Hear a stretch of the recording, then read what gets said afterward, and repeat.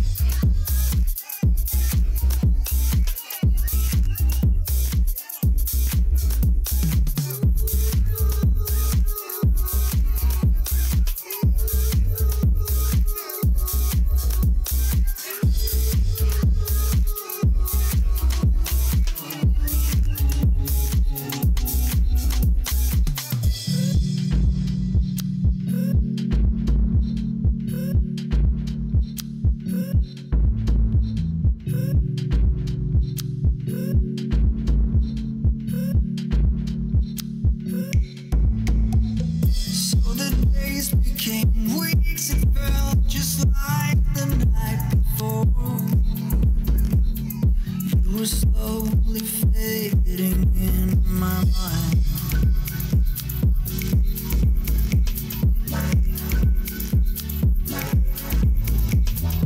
When you left, I was so completely gone, but now I'm sure you were some of the best of things, the best of things, the best of things to find.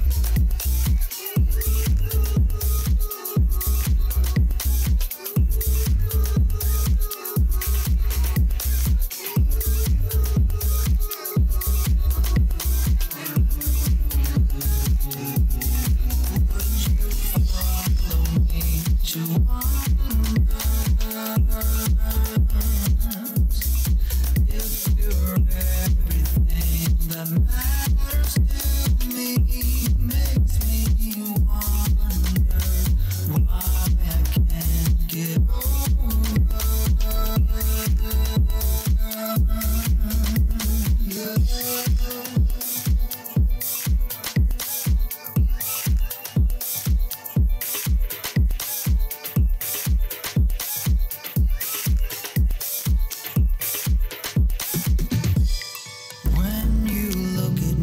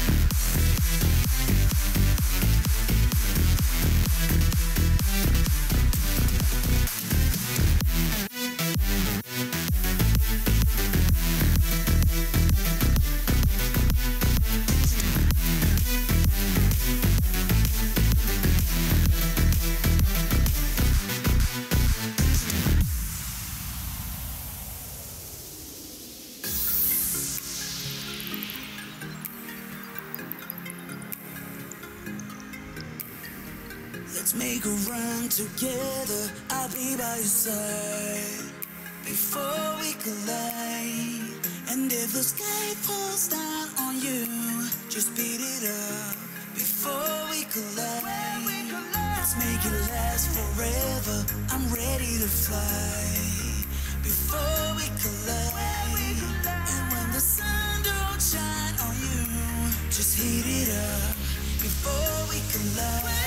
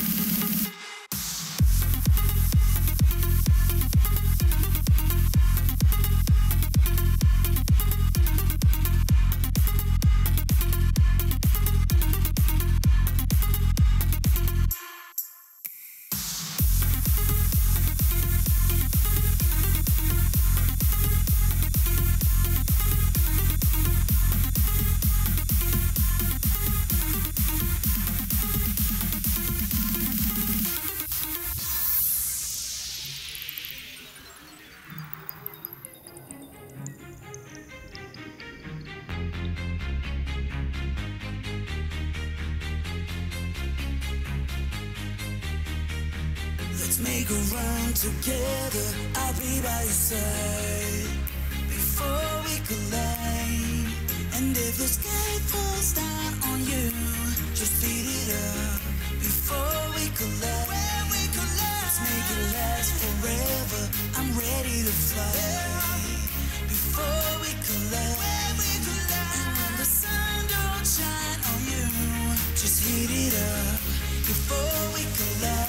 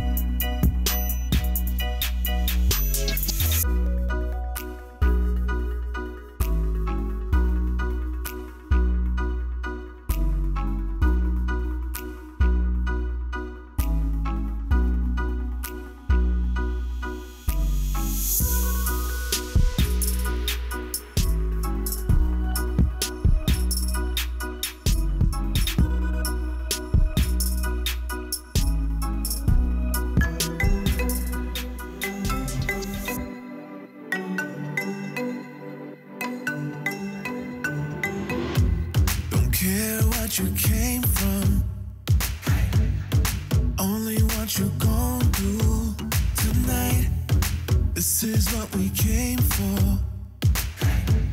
Let's find out what we're made of tonight. The way you rock the dance floor, I can feel your heartbeat on mine.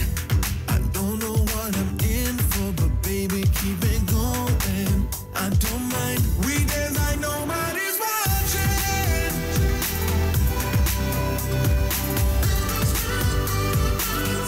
Dance like nobody's watching.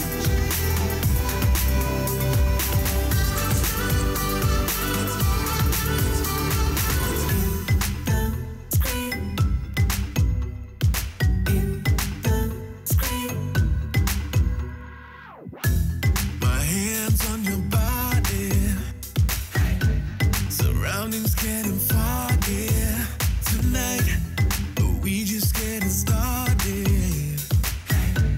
So physical and thoughtless unite, and we just wanna stay here. It's obvious, it's so clear now. I know what I'm in for, so baby, keep it going. I don't mind. We dance like nobody's watching.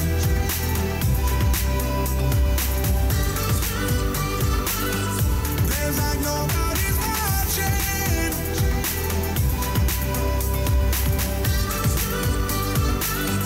Dance like nobody's in the street. Dance like nobody's in the street. We dance like nobody's in the street. Dance like nobody's in the street.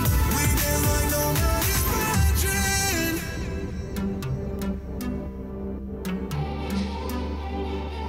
We dance like nobody's watching.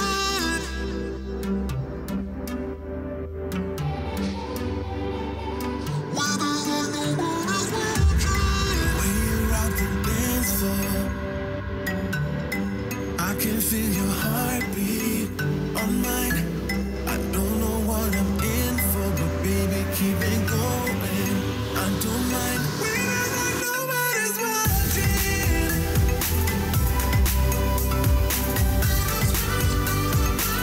We dance like nobody's watching.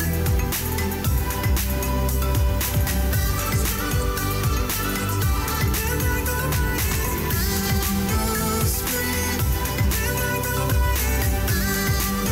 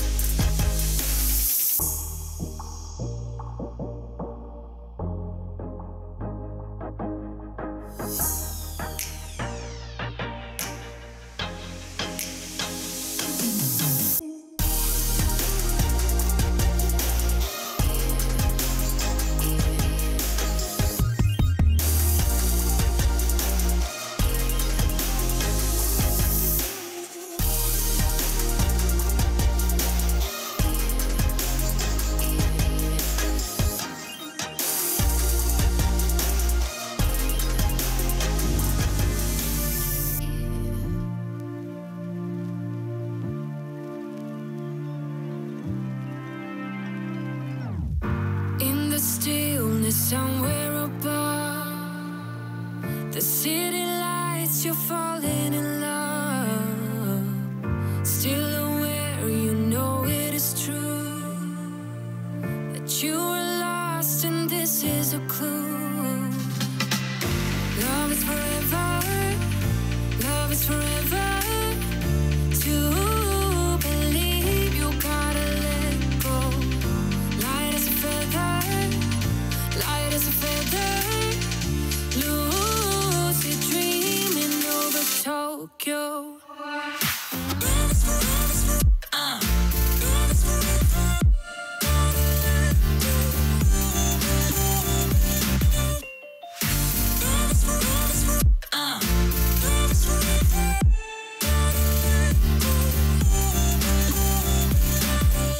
With the music still in your ears, you're on your way to conquer your fears.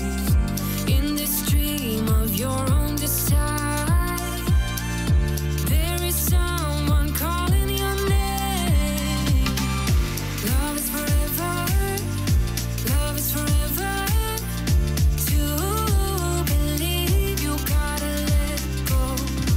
Light as a feather, light as a feather, lucid dreaming over Tokyo.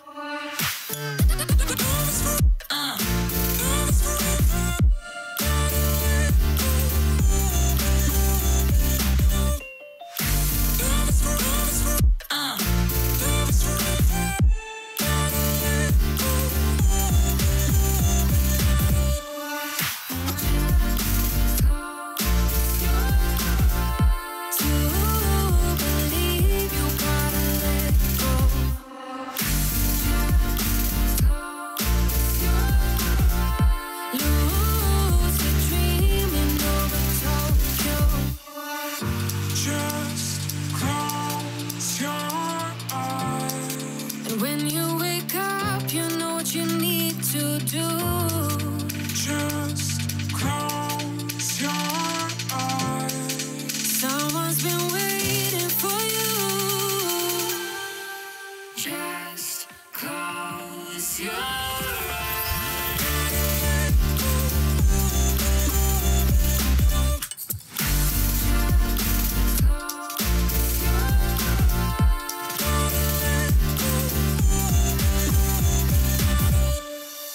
Just close your eyes.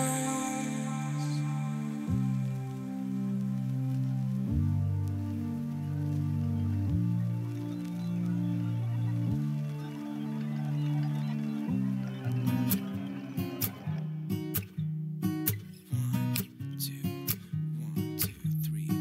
I've been feeling so small. Watch the clock ticking off the wall. But tonight I'm letting it go. Spend my coin for sure. I'm gonna be myself, or I could be someone else. No one's stopping me now. I'm gonna skip my breaks, I'm gonna make mistakes. I just wanna feel alive. It's just what I do when I'm out, so try not to hold me down. Feel alive when I'm in this town. Look at those beautiful stars. I wanna drive a faster car. Nothing can break me, no, no, nothing can break me. Try not to hold me down. Feel alive when I'm in this town. Look at those beautiful stars. I wanna take a trip to Mars. Nothing can break me, no, no, nothing can break me.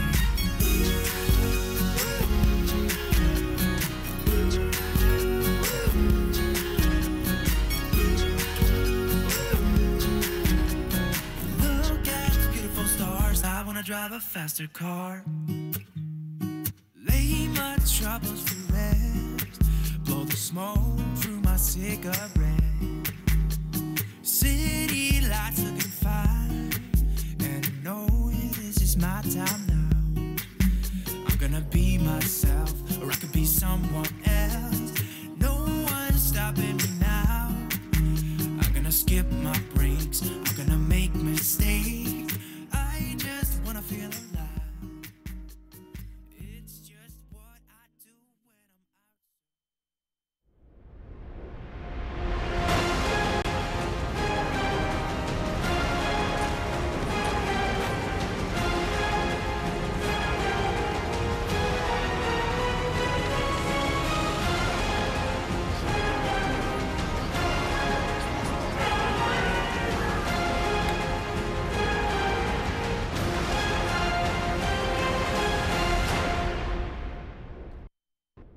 Welcome everybody to the Paladins Global Series. My name is Pretty Hair, that's Gormizer, and here we are going to bring you the OCE portion of today's broadcast. It's going to be a double-header action, and it is, of course, Wednesday, my dudes. So with that being said, let's go ahead and get into things. This is the last kind of wind-up week from the PGS towards HRX. We've got, of course, Paladins PC, Paladins console, Smite PC, and Smite console there. And there's, of course, a slew of other competitive games being played at DreamHack. It's a lot of fun to go there and watch. There's basically always a tournament going on.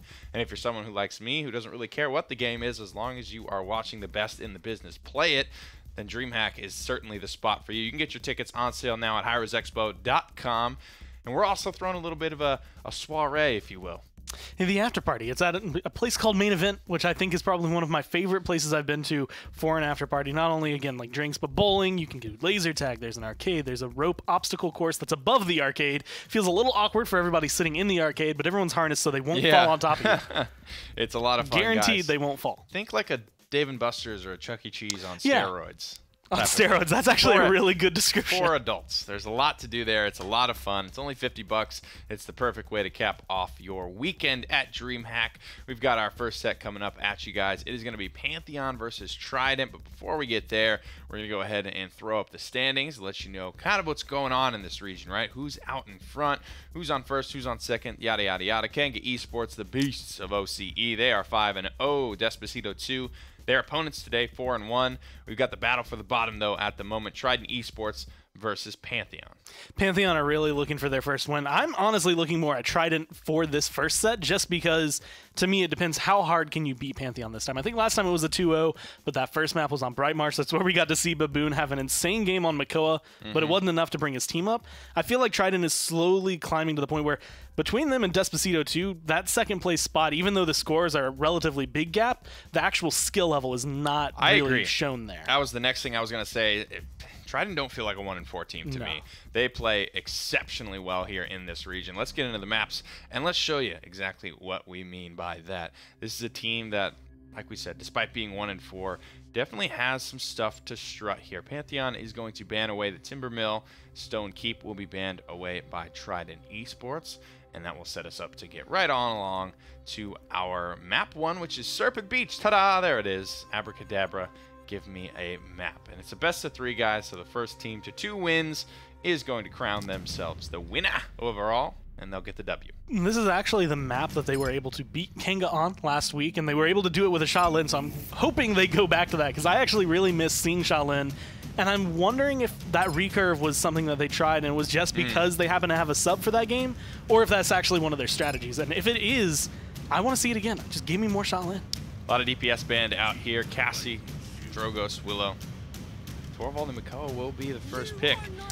So maybe try and learn their lesson, right? They take that away from Pantheon. And Nara Khan, not quite. A Nara Leon this time around. No blasters available. So that's really the only anti-heal left with Willow band out. Being able to figure out what they want to use to deal with a Nara. At this point, this is actually where I feel like one of the things we saw. Shaolin was really good because of, I think, some shielding, the zoning, the map layout always kind of benefits him. But there was a point where he could just kind of sit on the side for Trident, and he was just laying into a Nara, I believe it was. So if you can try to get at least a little bit, Cauterize 3 probably going to be the biggest thing for Trident throughout this game, since, like you said, all the anti-heals really on the side of Pantheon. They'll pick up a Barrack as their second front line. The front line and the support for Trident is looking very, very strong. So if they can just get themselves a couple of things that they feel comfortable on, I think they'll be in a great spot here. We talk about a lot, you know, the front line makes the space, and then whatever you have behind it, as long as the backliners are comfortable on it, it doesn't necessarily have to be the most top-tier pick in the business. Victor is kind of what I think of when I say that. And Yeah. Droxus is not really in that category. He's kind of you know, the guy that can do it all on his own, so to speak, and certainly doesn't need anyone's help. I was on board with Pantheon's draft until the last pick was another front line, a third front line coming out for them. This is something that we used to see a lot. I want to say predominantly in CIS, but I feel like it was in a lot of regions where a team, especially a team that's on the bottom, will reach for a triple front line because the idea is your health bars are just so big that you outlast the other team. It doesn't matter if your damage number immediately matches them, because over time you're going to be able to exceed that damage. But it doesn't always work that way, and that's really where things fall apart. I think the lineup that Trident have is just inherently stronger and able to deal with what you have on the side of Pantheon a little bit better. Jaquib running Dark Stalker here, a break from the norm for Androxus as opposed to the headshot damage and extra ammo. He will be doing 20% extra damage to targets under 50% health. Still has a kind of an interesting loadout here, and he will be first blooded, dragging his feet as he tried to cross out in the open here. And look at these three frontliners. This is what I was worried about, man. Just Victor free firing, and as burst mode Victor does, tons of damage from the back line. Stunned out. That poor little Barrack has nowhere to go. Just looking for the angles there. Shakespeare almost able to take him down, but forced them away all the same. And here's where the combo between Jaquib and Shakespeare is going to come through. Shakespeare is going to get him to that 50% health mark, and then Jaquib's going to eliminate any tank that happens to be alive after that. That means a Nara, Ruckus, they're not going to be anywhere near as tanky as normal, and that allows this team to get a little bit more going for them. And of course, with this map, the way he can traverse it as Androxus makes it a lot easier for Jaquib to hold angles like this and wait for someone on Pantheon to maybe just ignore him. Let me see the damage charts here. I want to see what this Victor's been able to do in just under 2 minutes already, and that's, you know, that's under 2 minutes, ladies and gentlemen. I mean, this guy is crushing it. There is zero pressure on him. That's the point I was trying to make, though. Unless it's Ruckus diving him, there isn't going to be any pressure on Gormizer, and this is going to become a huge problem for them, because the more comfortable Shakespeare gets, the more damage he is going to be able to put out, the less shots he's going to miss. He's headed right to, where is it? The carry corner. And this is just perfect angle. I mean, part of the reason I think Victor works really well here is even though he's not going to have the same, I want to say, initial damage as like a Leon being able to find a lot of headshots, you're still getting about the same in terms of in-hands. Then, of course, with your grenade, you're being able to boost that up a little bit more. Yeah, you don't have the anti-heal, but as long as you're finding the damage, that's what your team needs. Woo! Barely scoots out of that one. Plenty of movement. So he's really trying to play that corner. He wants to stay up here. Makoa trying to give him some room to work with here. Shell Shield pushing Inara and Ruckus out. Can't decide where he wants to go. He gets the inflame now, but some healing would certainly be nice. Gonna finally relocate here. Give up the high ground. But it might be too late for the boys of Pantheon. They've been so concerned with this Victor, they've been forgetting about Androxus, who's been ripping them apart. That's his 4th kill, despite it being a triple kill, making a quadra kill. And Ace Jaquib puts it down hard down the stretch there for the 2-0 lead. Pantheon, their Androxus now on a 13 streak, seizing back top damage. Everyone's so concerned with Shakespeare. 8-1 under the radar for Jaquib. And I think that one death was like first blood. Like, it was immediate. He went in, he died, and he just didn't get the flank he needed. Ever since then, he has gone undying. And that, I think, is the strength. That was Paladin able to find that first blood. But as you can see, Leon not having that much luck keeping up in the damage charts. Not usually where you see her or Cassie sitting at number 3. Typically, those are the two champions that can rise to number 1 relatively easily. But Shakespeare and Jaquib, Shakespeare specifically, has just been getting a lot of free fire. And when everyone's looking at Shakespeare on Pantheon, Jaquib is getting the exact same free fire. Watchful 5 here, an Abyssal Touch. Different style of getting the cooldowns back, right? That's still what it's all about for Andro. running the Darkstalker choice as well. Couple of shots landed, free-flowing kit. Definitely could have been more accurate with that accursed arm there. It would have resulted in a kill onto Ruckus, but forcing him out all the same will do just fine. Now selecting Barrack as his next target, and you can see that damage ramped up by about 100 or so once Barrack fell below 50% HP. And why would he be going for a talent change like this? It's because there's 3 front lines. It's one of those things that's typically when you see this come through. I think there's a couple champions. Lex is another one where it's just once 3 front lines come through, you have the ability to deal that extra damage when they hit a certain threshold, either above or below. I think it's for Androxus, above for Lex. So it lets you steamroll a little harder against them. And again, when you look at the damage combo between him and Shakespeare, he pretty much is only rolling up on 50% health or lower frontline, so he's having the time of his life. Love to see it. 14 streak, and it helps his damage fall off, as you see right there. A little bit more damage at max distance. I think Andro... Jeez. I don't remember the number off the top of my head, but it's about 120-ish, I want to say. Darkstalker will help your max fall off damage number. And just trying to debate these front lines around, doing a good job of it. Lands his reversal, but remember, he's not running that standard loadout to get his dashes back when he hits his reversal. Yeah. He's running one to get cooldowns back on elimination, as well as when landing a punch. Something we've seen in the past that really does enable Snowball to Essence actually in the middle of everything. All of Trident at that point, maybe a little bit too aggressive. It's up to Shakespeare to try and find a couple kills right here, at least to save his team, because comeback mechanics enabled. Him and Jaquib are the only 2 standing.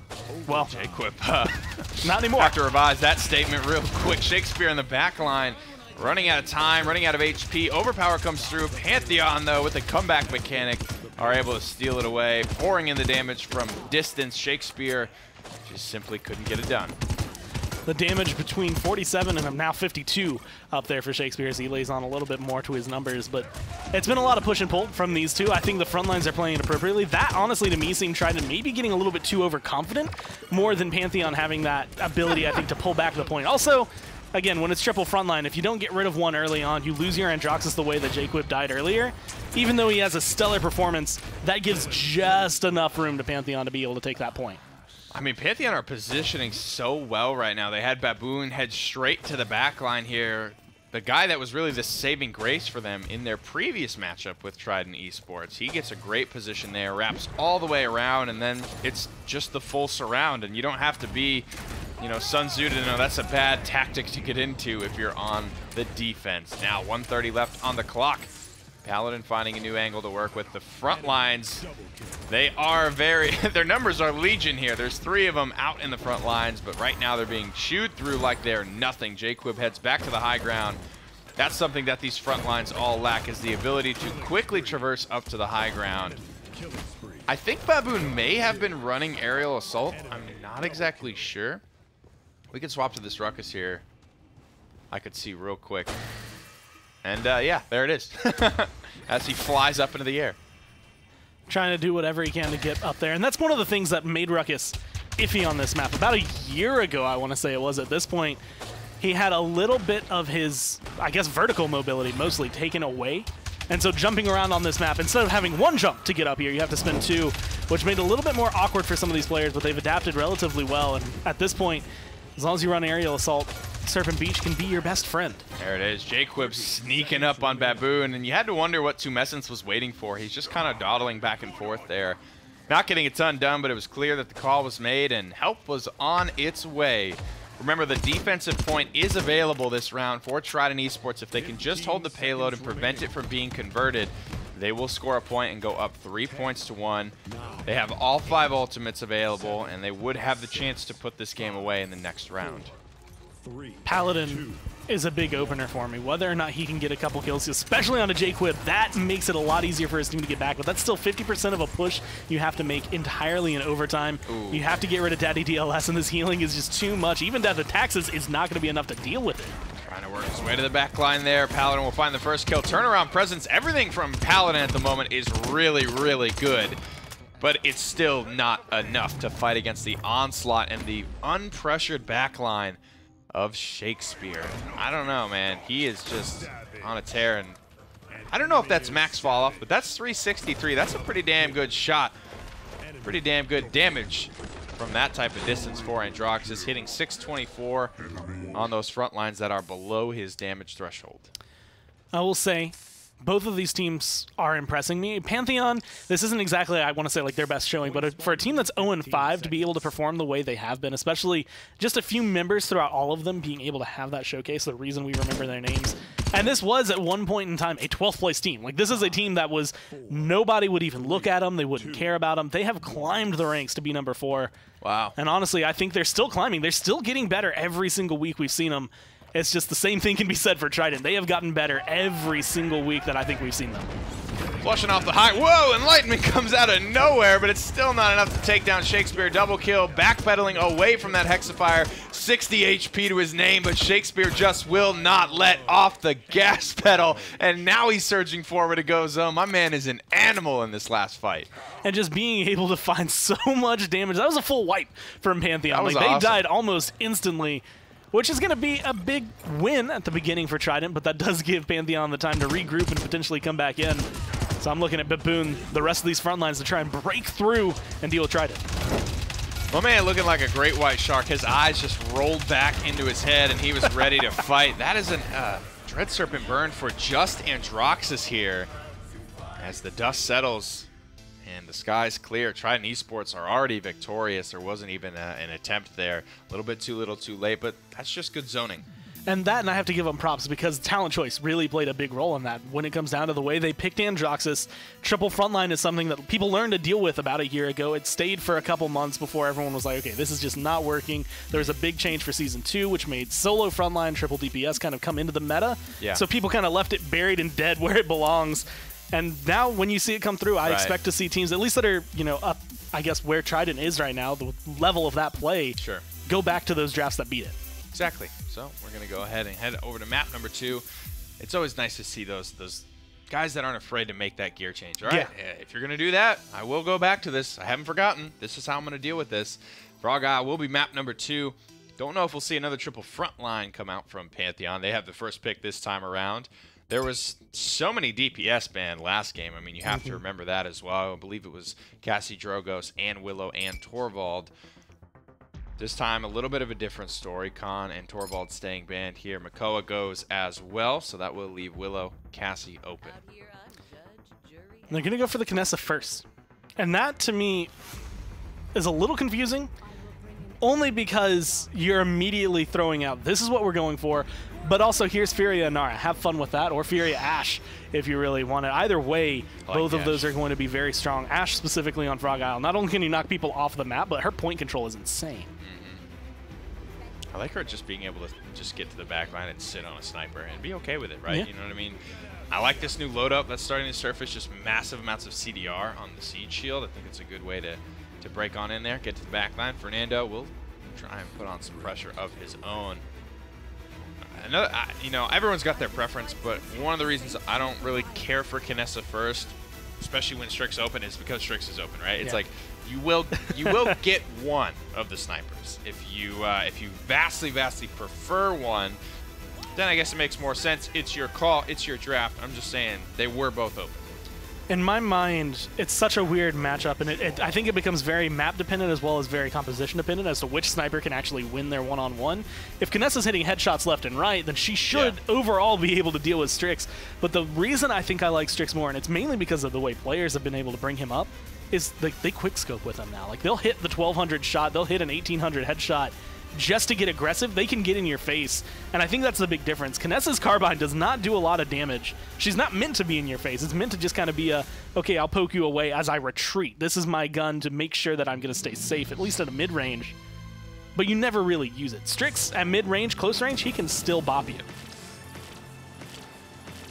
All the talent choices here coming through now for Game 2 on Frog Isle.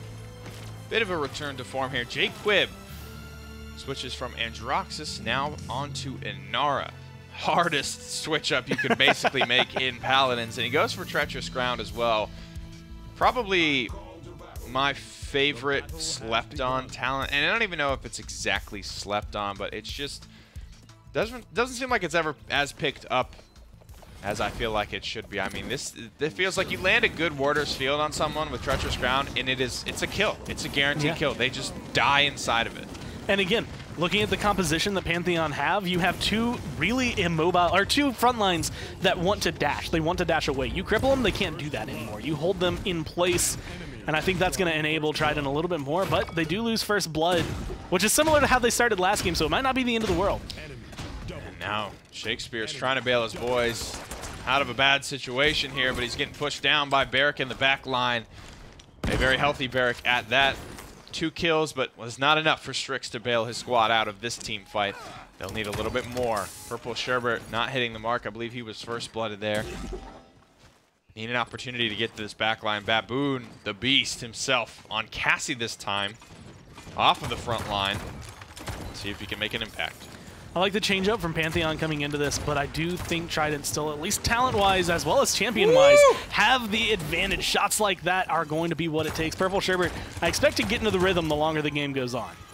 That was a really nice combination there. I mean, the punch, working that in for just extra burst damage is so vital to Androxus' success.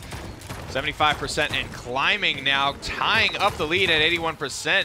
Changing hands. I don't know if any of these front lines are going to be able to get back. That Warder's Field from Jaquib, so aggressive, but it locks everyone in, and no one can get back to the objective in time to contest. And it's just one of those things that whenever you're fighting in Inara space, like you said, that's essentially a guaranteed kill. When you're looking at Fernando and Barrick here, if they're in the one-on-one with the Inara, Jaquib will shut them down, which makes it much easier for someone like Shakespeare in the back to be able to find those shots. He does have to stay alive for it, though. So Paladin, if he can have even just remotely half of the game he had last game, I think is going to have a really stellar Knessa game. That's true. He looked very, very good on Leon. Baboon chipping away here on Cassie. Finding a nice little blast shot combo there, but so much healing coming through from the Solar Blessing. Kills are not at the top of his list at the moment. He won't be able to capitalize any further. 1:43 on the clock. Daddy DLS starting to work this Fernando, trying to get him on the back foot, trying to make some space for his guys to actually get control of Frog Isle. Shoulder bashes in, but is stumped by Ying Clone. Will then pop his ultimate to act like he meant to do it the whole time. Heads to the back line now, trying to buy some more space. Baboon is falling lower and lower here. Nice wall, nice Warder's Field from Jaquib to lock it all down. And now the damage, the setup, everything's really good. Stone Bay having to run away from his Stone Bay, not playing Inara this game. I think this is actually one of the few times I've ever seen him not on Inara, and it's just unfortunate because he's locked in his base right now with the rest of his team. Not quite sure what they can do as Trident have gotten aggressive. Purple Sherbert needs a heal, but they're just laying in wait. Sharks in the water, ready for a feast. You know, I think this is what you need. This is how you need to play Inara, though. If you play treacherous ground, you can't just sit idly on the objective. You need to go ahead and get in there. Oh my goodness, Purple Sherbert doesn't care that Illusory Rift was popped. He just rips the headshots through onto his target, takes Baboon down in a matter of seconds. That was actually crazy. That's probably the only way that he gets that kill. The only way he could blast through a 600 HPS hot out of the gate is if he's landing all of those headshots. Really good shots there from Shakespeare as well. But you're not seeing the crazy slash lines that we saw last time, and I think that's going to be the big storyteller. I mean, again, Jaquib went from Androxus to Inara, and Purple Sherbert went from frontline to Androxus. Whether that was a intentional move or a we didn't swap in time move, yeah, it's definitely, I mean, I feel like we've seen Purple Sherbert play Androxus in the past, but this is a champion in my mind that takes a little bit of rhythm. Like, you have to kind of get into it again, right? Every single time you go to Androxus. So I'd agree. Jaquib making the switch to Inara, not as difficult, I think, as making the switch onto Androxus, which as of right now has been looking good. That is a good opener. You hate to see it. Headhunter popped. Taps the one shot to the back line onto Strix. Paladin finds 2. Paladin's looking for 3. He'll find it. Now Ash is all that stands between him and a quadra kill here. The timer's run out, but he's still having the impact there. Almost found Androxus if Ying didn't beat him to the punch. Once again, starting out the round pretty pristinely there for Pantheon. I think they only dropped the 1 total throughout all of that as they lose Baboon, but now they're getting aggressive. And this is where they started to lose their grip a little last time. They got too aggressive and ended up giving up a little bit too much ground. I like the call, fall back, just hover over the point. You have comeback mechanic. You just have to control it a little longer to make sure you get it. And the battle standard is planted here. Assert dominance for Ash in the back line, but Baboon is still finding a way to be effective rolling.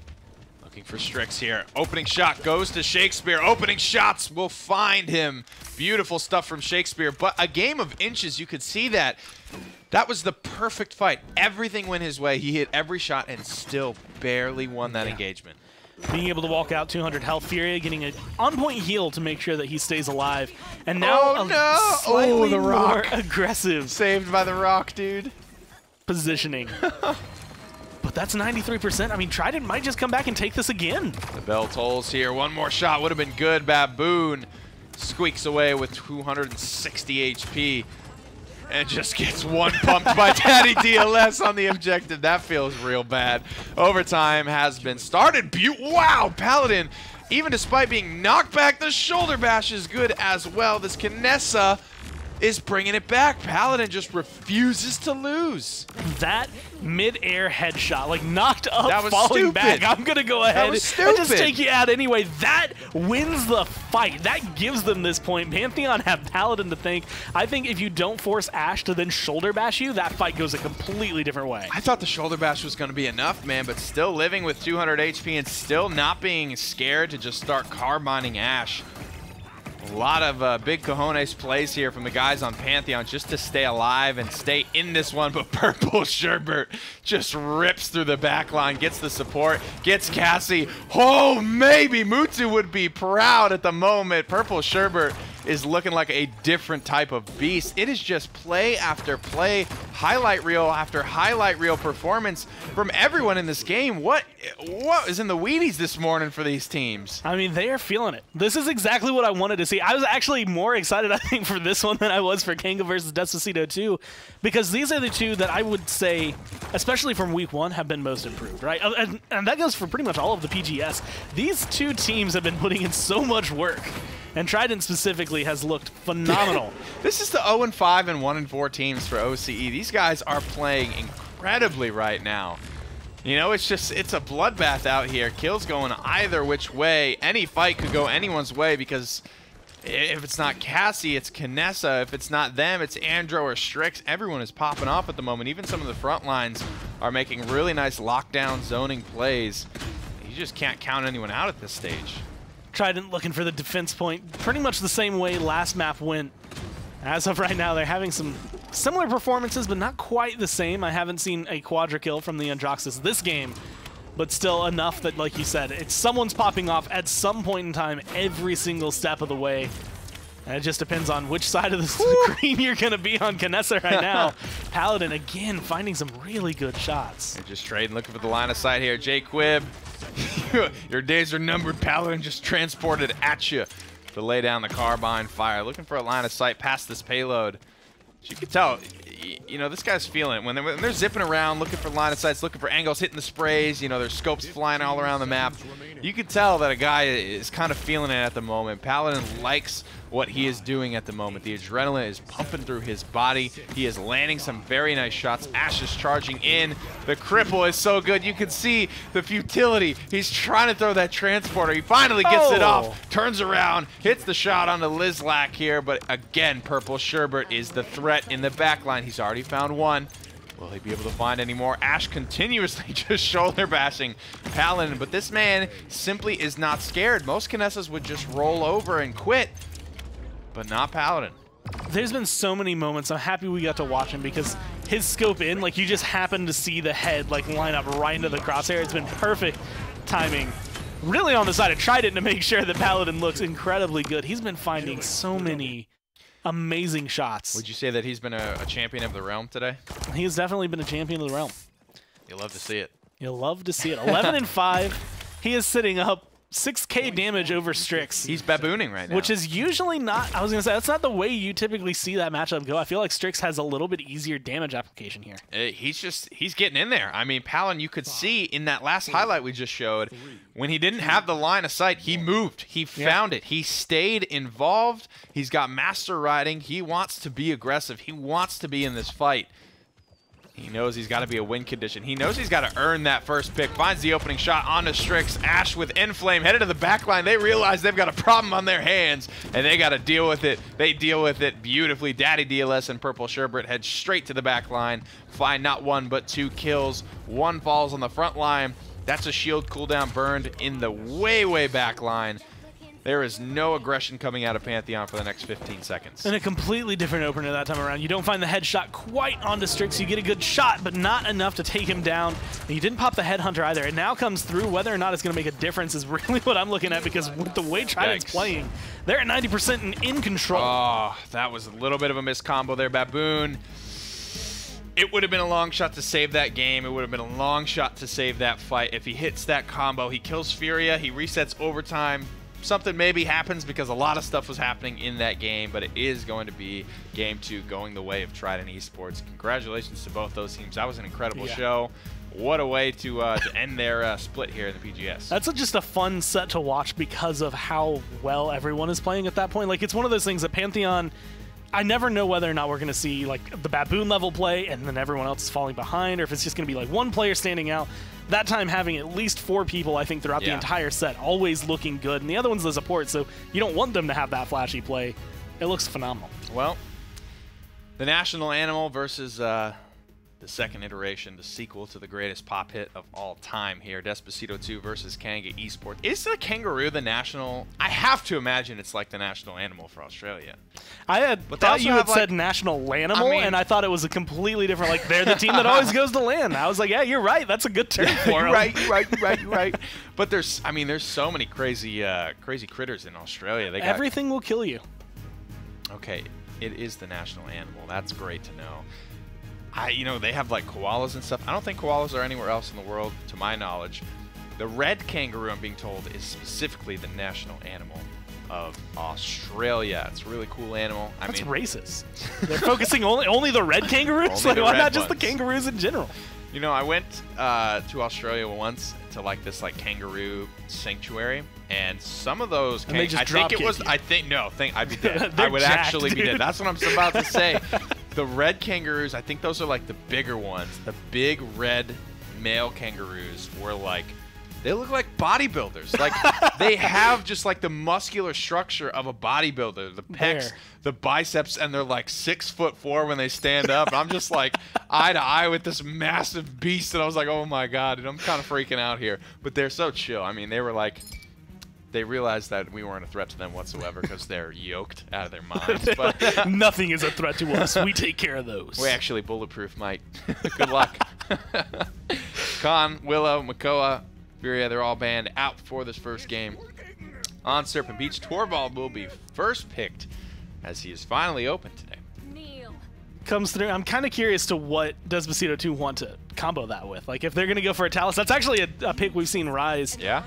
But I feel like it's not been in OCE as much as we've seen it in other regions. Well, that's the fun part about Torvald, is the world is your oyster at that point, and they will crack open the shell and find themselves an Androxus Ashe to complement all of that. High pressure front line.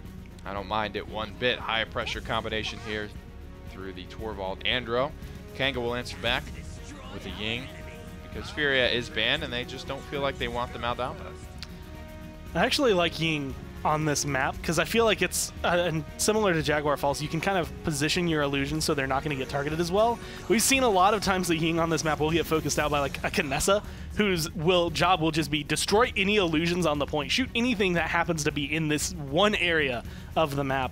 But as long as you pressure it right, you don't have to worry about that. Double flank here for Despacito 2. Open up to their namesake. They need 2 of whatever it is they're going to win with. They get the Torvald to help both of those characters. I mean, only one of them can get the shield. I don't know who the favorite child is going to be at this point.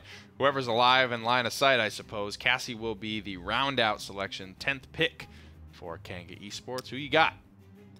Depending on talent selection, I think Despacito 2 might have an interesting matchup. Okay, what do you want to see? I kind of want to see Androxus once again go for like tank shredding and Maeve being able to go Street Justice, get that execute. I'm wondering if they're just going to go all in on Kanga's front line and just make it so that this Cassie and Leon don't have anywhere to stand. Could be pretty crazy. I mean, if Field Study and Darkstalker line up, that is a ton of bonus damage, 50% extra for Androxus. Whew.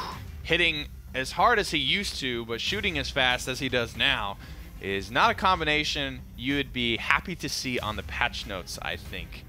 That's the way I always like to think of these combinations, right? Like, if I saw this change to this character on the patch notes, how would I feel? And I would feel bad if I saw that one come through. But it's up to the boys of Despacito 2 to try and execute it. Looks like it's Cat Burglar, though, coming through for Mr. Flexi. So they are just looking for the bonus damage, whether it be through headshots, whether it be through the first couple of shots after prowling. They have a lot to go around. That's going to help out a lot, actually. And that's one of the things. It's less... What's the word? Where it's just... It's not as crunched. You don't have to have a certain scenario come through to make sure you get that bonus damage. It's going to be able to apply a lot of the time. Indeedy dandy. Now headed up to the high ground here. Bonus damage on the next couple of daggers here, and it's good. It's 3 for 1. It's Kanga Esports falling over in this first fight. Despacito 2 looking good. Marcus M looking great. That's the flankers combining for 5 frags out the gate. Incredible stuff from them. I will say, Marcus on Androxus is a huge threat, and Androxus on Serpent Beach is a huge threat. Marcus is one of the better Andro players I think we've seen, and a lot of OCE apparently has a great Andro in their pocket. Guess so. And being able to pull it out in moments like this, I mean, this is where Kanga lost to Trident. Honestly, if Despacito 2 can play Upsetter here, I'm not sure Kanga can guarantee themselves the trip, even though they're 5-0. That would turn them 5-1, and then it comes down to maps. It would be a tiebreaker at that point. Kakacho will take down Os Rhino, and it's just silence from Kanga Esports. They can't get anything done early. Accursed Arm rips through Joel's. Plenty of damage. He hits every shot. 4,000 onto the poor little Ruckus. Corlin sliding through on Leon, trying to get something done. Chronix and Corlin find 2. Ninim is back. Rhino is back. They are trying to stabilize here with everything that they are, and if there was one man to do it, it would be Rhino. Ananara almost takes down Kakacho, but simply cannot afford to aggress any longer. Has no defensive cooldowns up at the moment, simply relying entirely on Ying's healing. Just sitting here, not 99%. Honestly, should be a lot more pressure from Despacito 2, but that's going to 90 now for Kanga as they continue to rise up. You have to start finding some kills here if you're Despacito, but you lose Mr. Flexi. There it is, down the stretch. Kanga remain calm, cool, collected. They're finding frags. 2 for nothing so far in this engagement. Make it 3 for nothing, make it 4 for nothing, make it the turnaround as a 5 for nothing sweep comes through. Kanga Esports unbroken on map 1. That...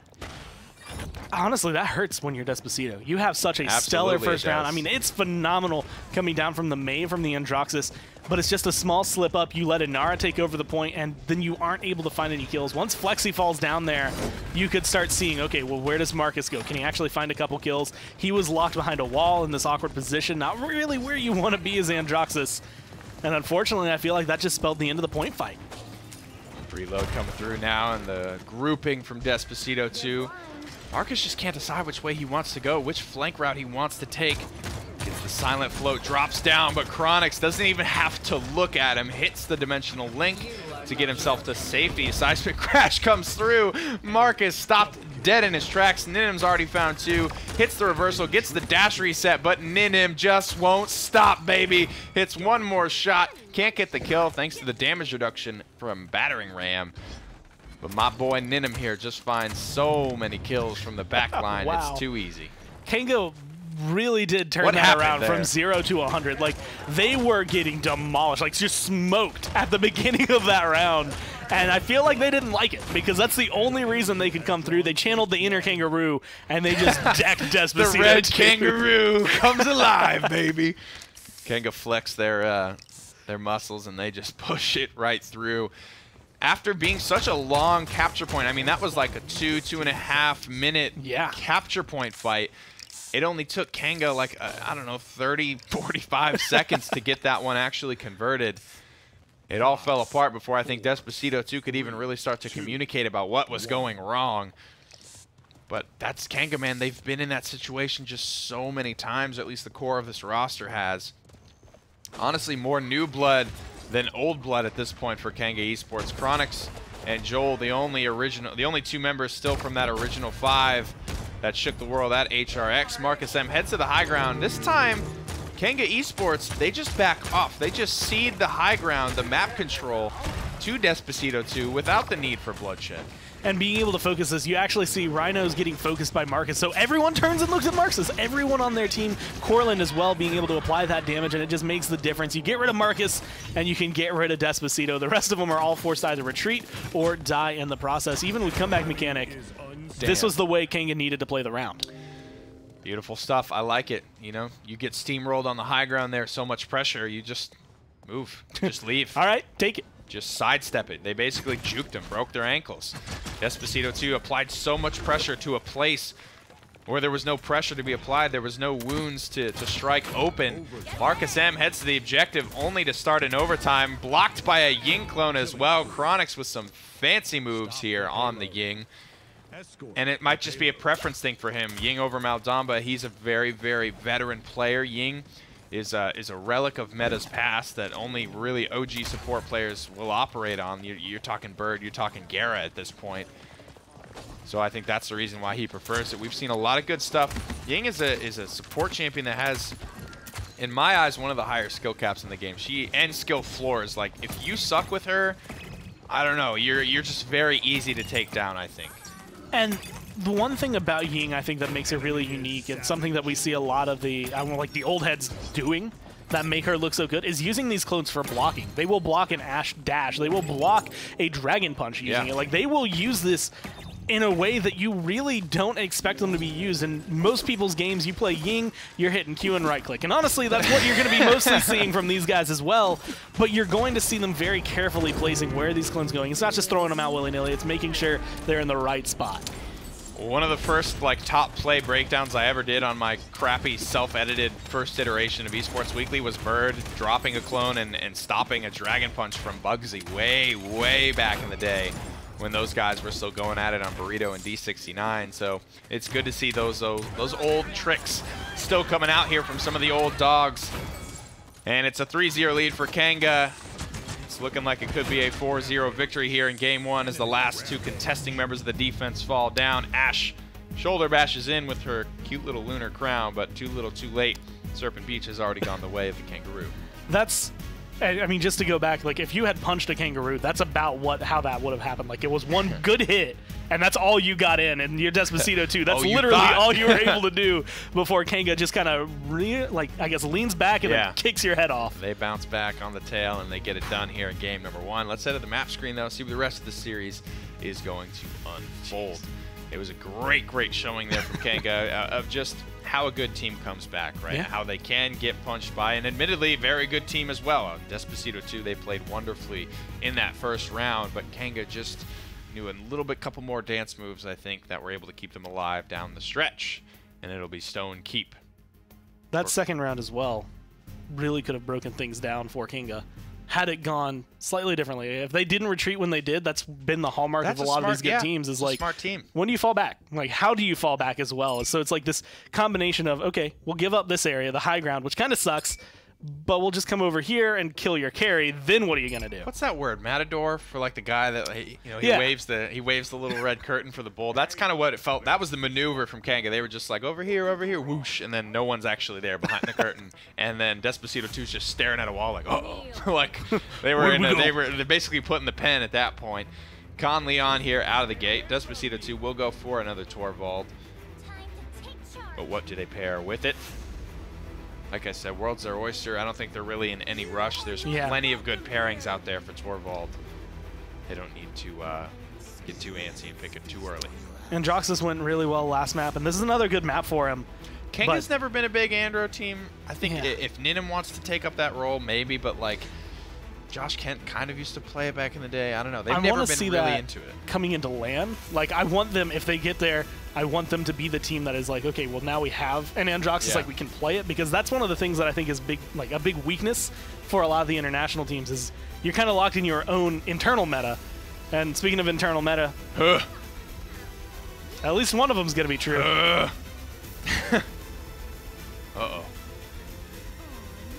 Okay. Well, it's been a while. Here's the thing. And it's been a while since I've seen sky in my games. But anyway, she's got so much damage. At the end of the day, you know, you make a bad problem worse. Khan can immune it, Inara can't. If this guy sneaks up on someone and gets a bubble and gets that bonus damage, somebody from Kanga will die. There's a lot that can go for her. Her ult as well is incredible amounts of damage, but I mean, you're still looking at a wall and a shield on the other side able to react to that. But the way you could play it here for Despacito is kind of forcing Kanga to play around that. Essentially, I'm looking at round 2. You drop the time bomb. You get both front lines looking at the bomb. You have a free shot at someone's back at that point. Like you said, when you get that bonus damage, not just what you have in your poison darts, but also from Torvald, someone's dying. All Skye does is go invisible and do a lot of damage. That's all she does. So if she can do that good enough, gooder than Kanga can do it, then good things will happen. Kakacho. End quote. End quote.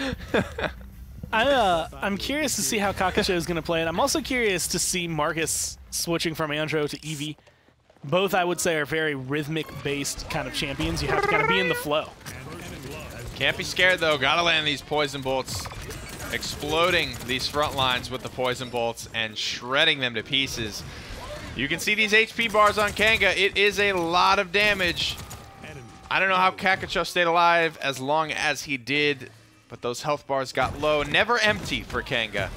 As they stay alive, force themselves to win that fight. 3 kills to nothing. And now they are off in a very, very strong zone. And there's just so much that can go right, so much that can go wrong on the side of Despacito 2. And it does depend very much on how Kanga adapts to it on the fly. As of right now, every poison darts that comes through burns through a health bar on Kanga. They just fall back, get the healing they need, and then reassert themselves, or they trade out with someone. They just tag out in this tag team battle. And every single step of the way, they've come out with a kill. That's the thing, though, about Khan is, you know, if you hit him with those poison darts, and I'm not an expert on the interaction, but if he battle shouts, the iframes should just stop the damage. It's the emergency break. That's the opposite of the type of matchup that you want to be able to play into. You know, you land those poison bolts and like an Eevee, she hits the ice block and all the damage stops. You're able to just counter that burst so heavily. That's what's scary about this lineup from Kanga is Leon has her ultimate, Maldamba has Slither, Khan has Battle Shout.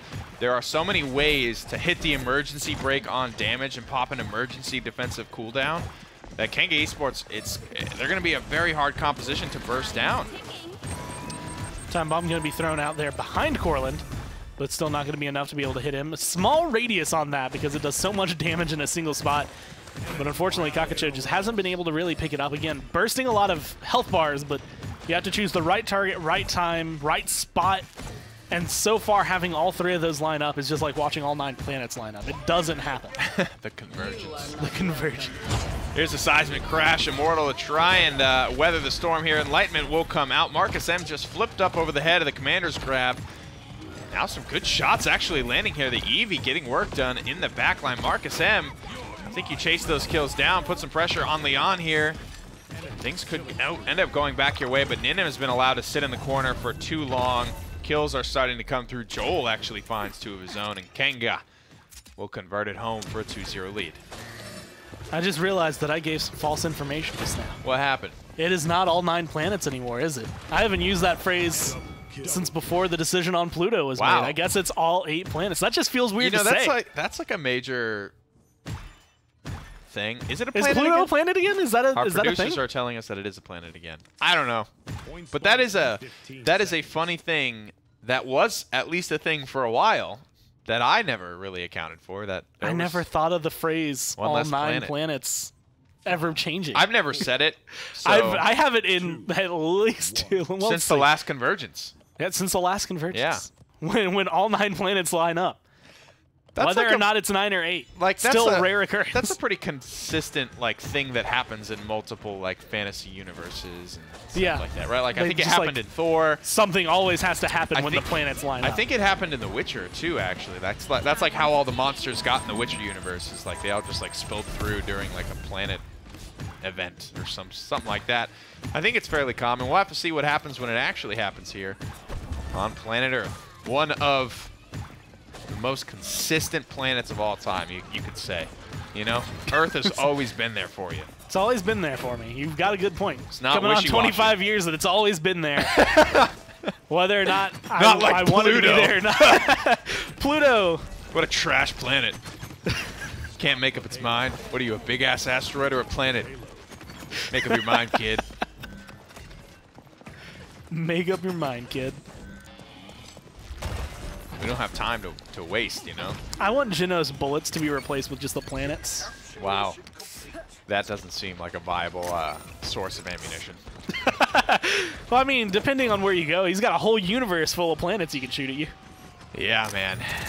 Genos has the world at his fingertips, you could say. Despacito, too. Their world is coming to an end here. It's collapsing. The extinction is imminent here, and it's under the foot of a giant kangaroo. 3-0 lead here on Stone Keep. Willow flies up into the air, lands down a ton of good burst damage. Target swapping on point here. Hyper beaming Torvald will manage to scoop a kill onto Joel's here, but at the end of the day, he loses his life for it.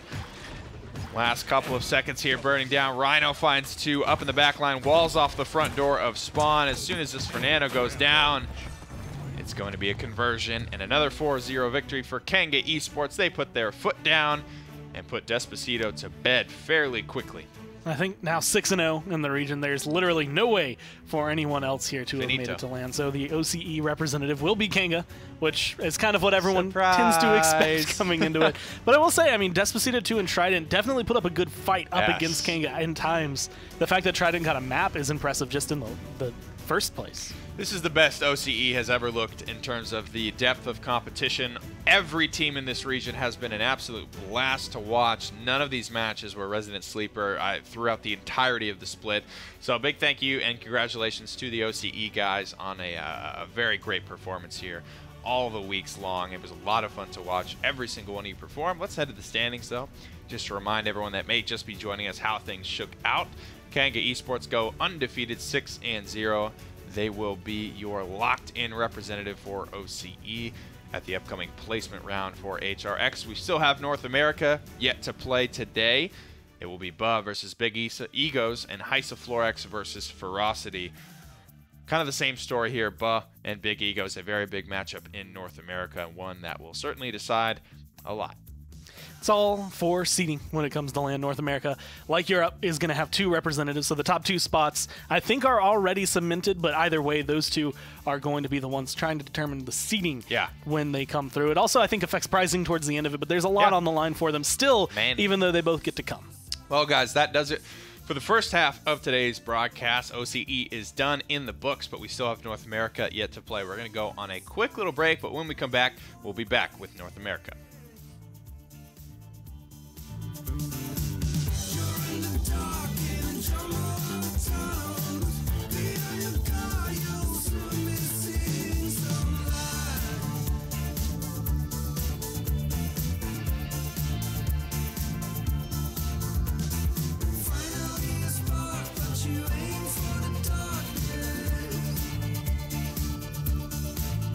Tears like a waterfall, is this love?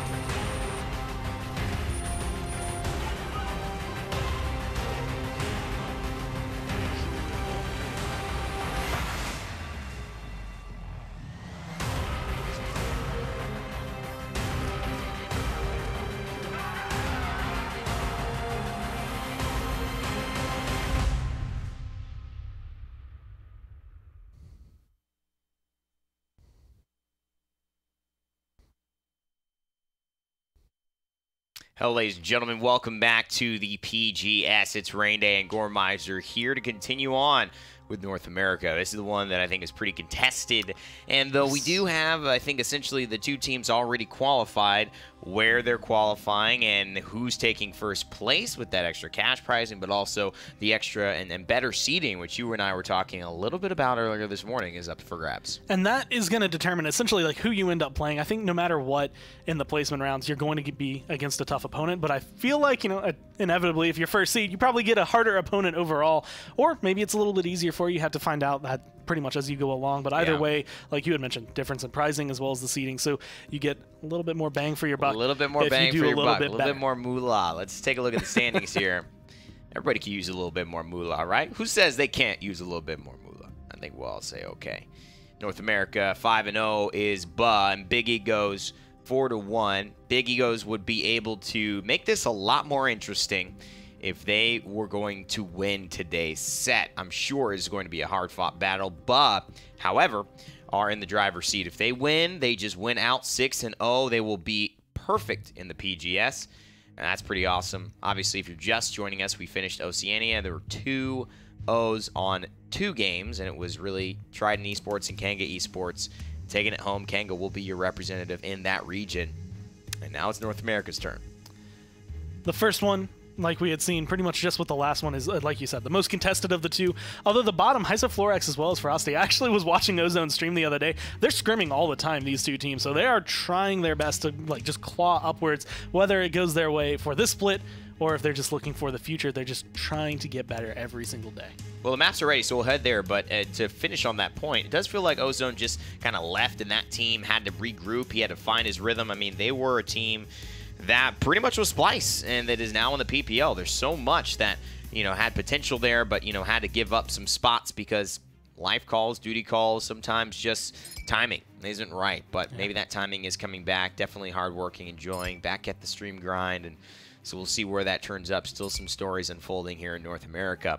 As we head over, though, Buh with the double ban of the Stigala and then the flanker Androxus, a first ban Androxus.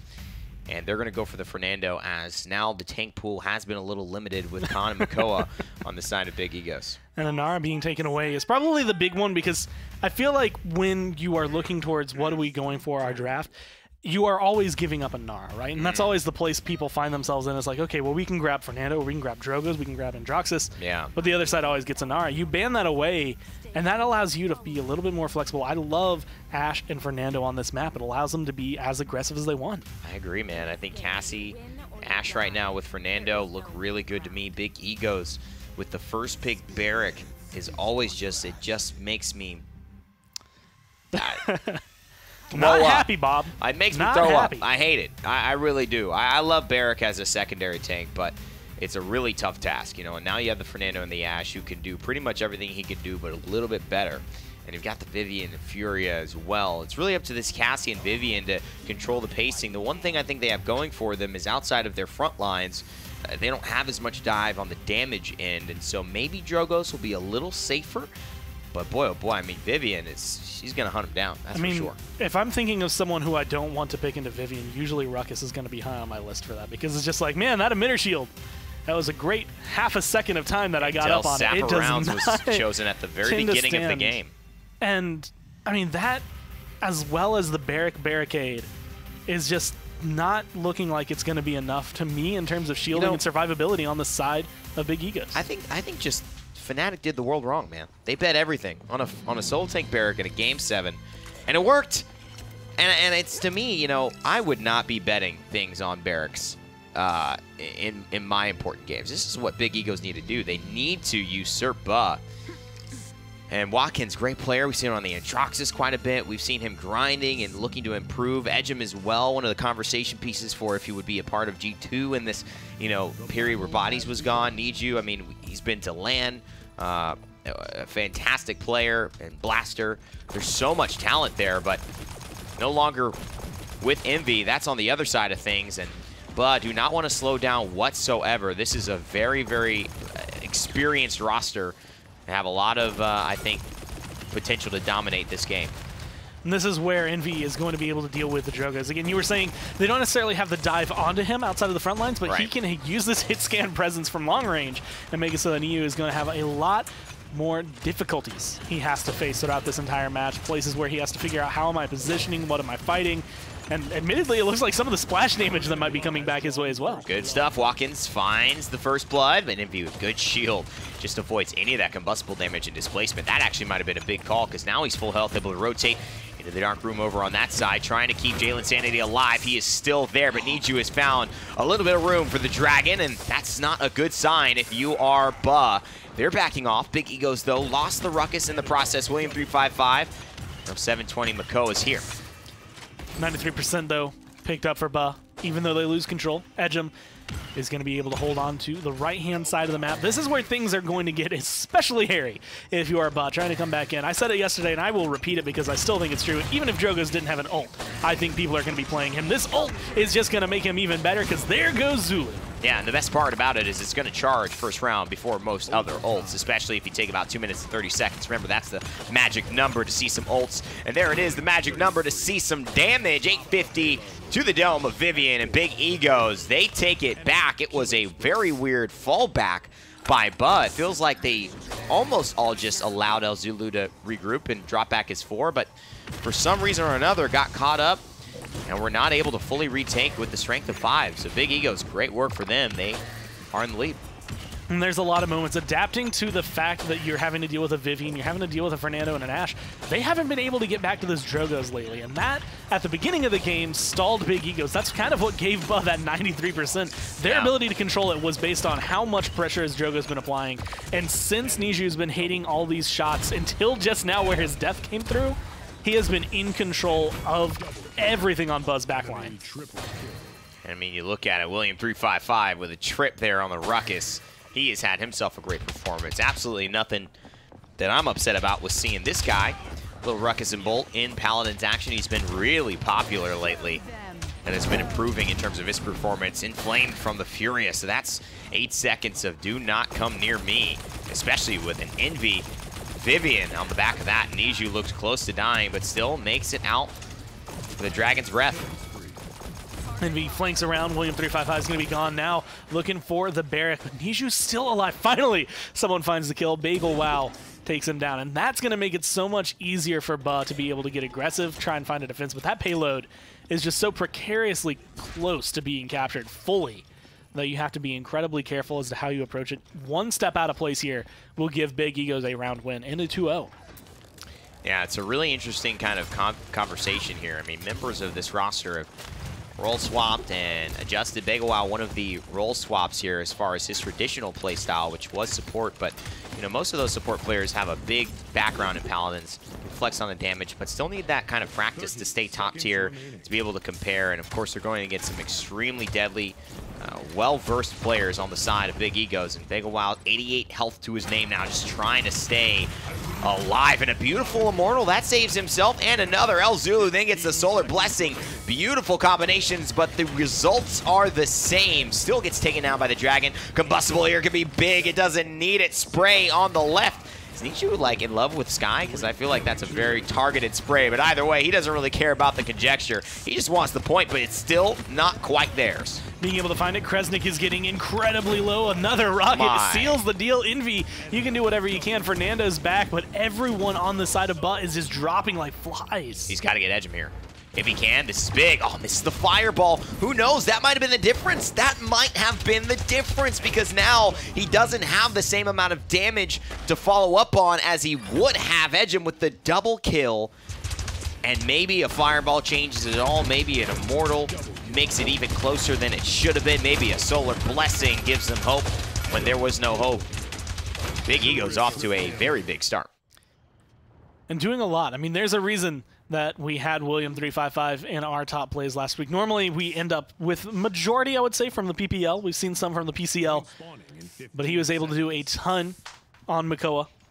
But this time around, I think he is doing a ton on this Ruckus. Something I actually didn't think going into this draft was going to be anywhere near as successful as it has been. He has been pretty much safe the entire time, not really having to worry too much about Envy. There's been a couple of cases where he gets caught out, but they've been kind of non-factors. Nivy really trying to make this Vivian work. And he asked the age-old question that we all have to answer at one point. Have you met her friends? 23% now for Ba. Big Egos haven't quite answered. And oh yeah, he's rocking the skin. Doesn't have the limited version though. Those things are hard to come by. And unless you want to drop 1,000 crystals, you just got to get your gold to bloom. But man, those full moon victors, they don't show up. Am I right, guys? Am I right? Not enough. Not enough. I've never gotten one. And I want to play as Rockstar Vivian. Like, give me a break. Which is how I have dubbed that skin.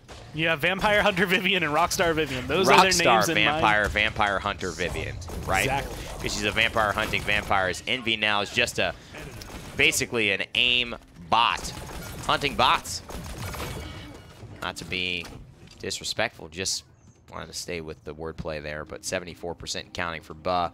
Envy does finally find a bit of effectiveness in that fight, and that should do it. We really found her getting pushed away because of the pressure Niju has, but the second that dragon falls apart, you see how difficult it is for them to regain control in this fight. Comeback mechanic can allow Ba a lot more leniency in terms of when they can control it. Once you get an iron grip on there with comeback mechanic, 9 times out of 10, the team that is trying to come back from it is not going to be able to grab it. Big Egos is looking more for their third point in a defense here, which so far they've been able to play well. When you have Drogos, especially on the defense, it makes it very easy on Jag Falls to hold back a team.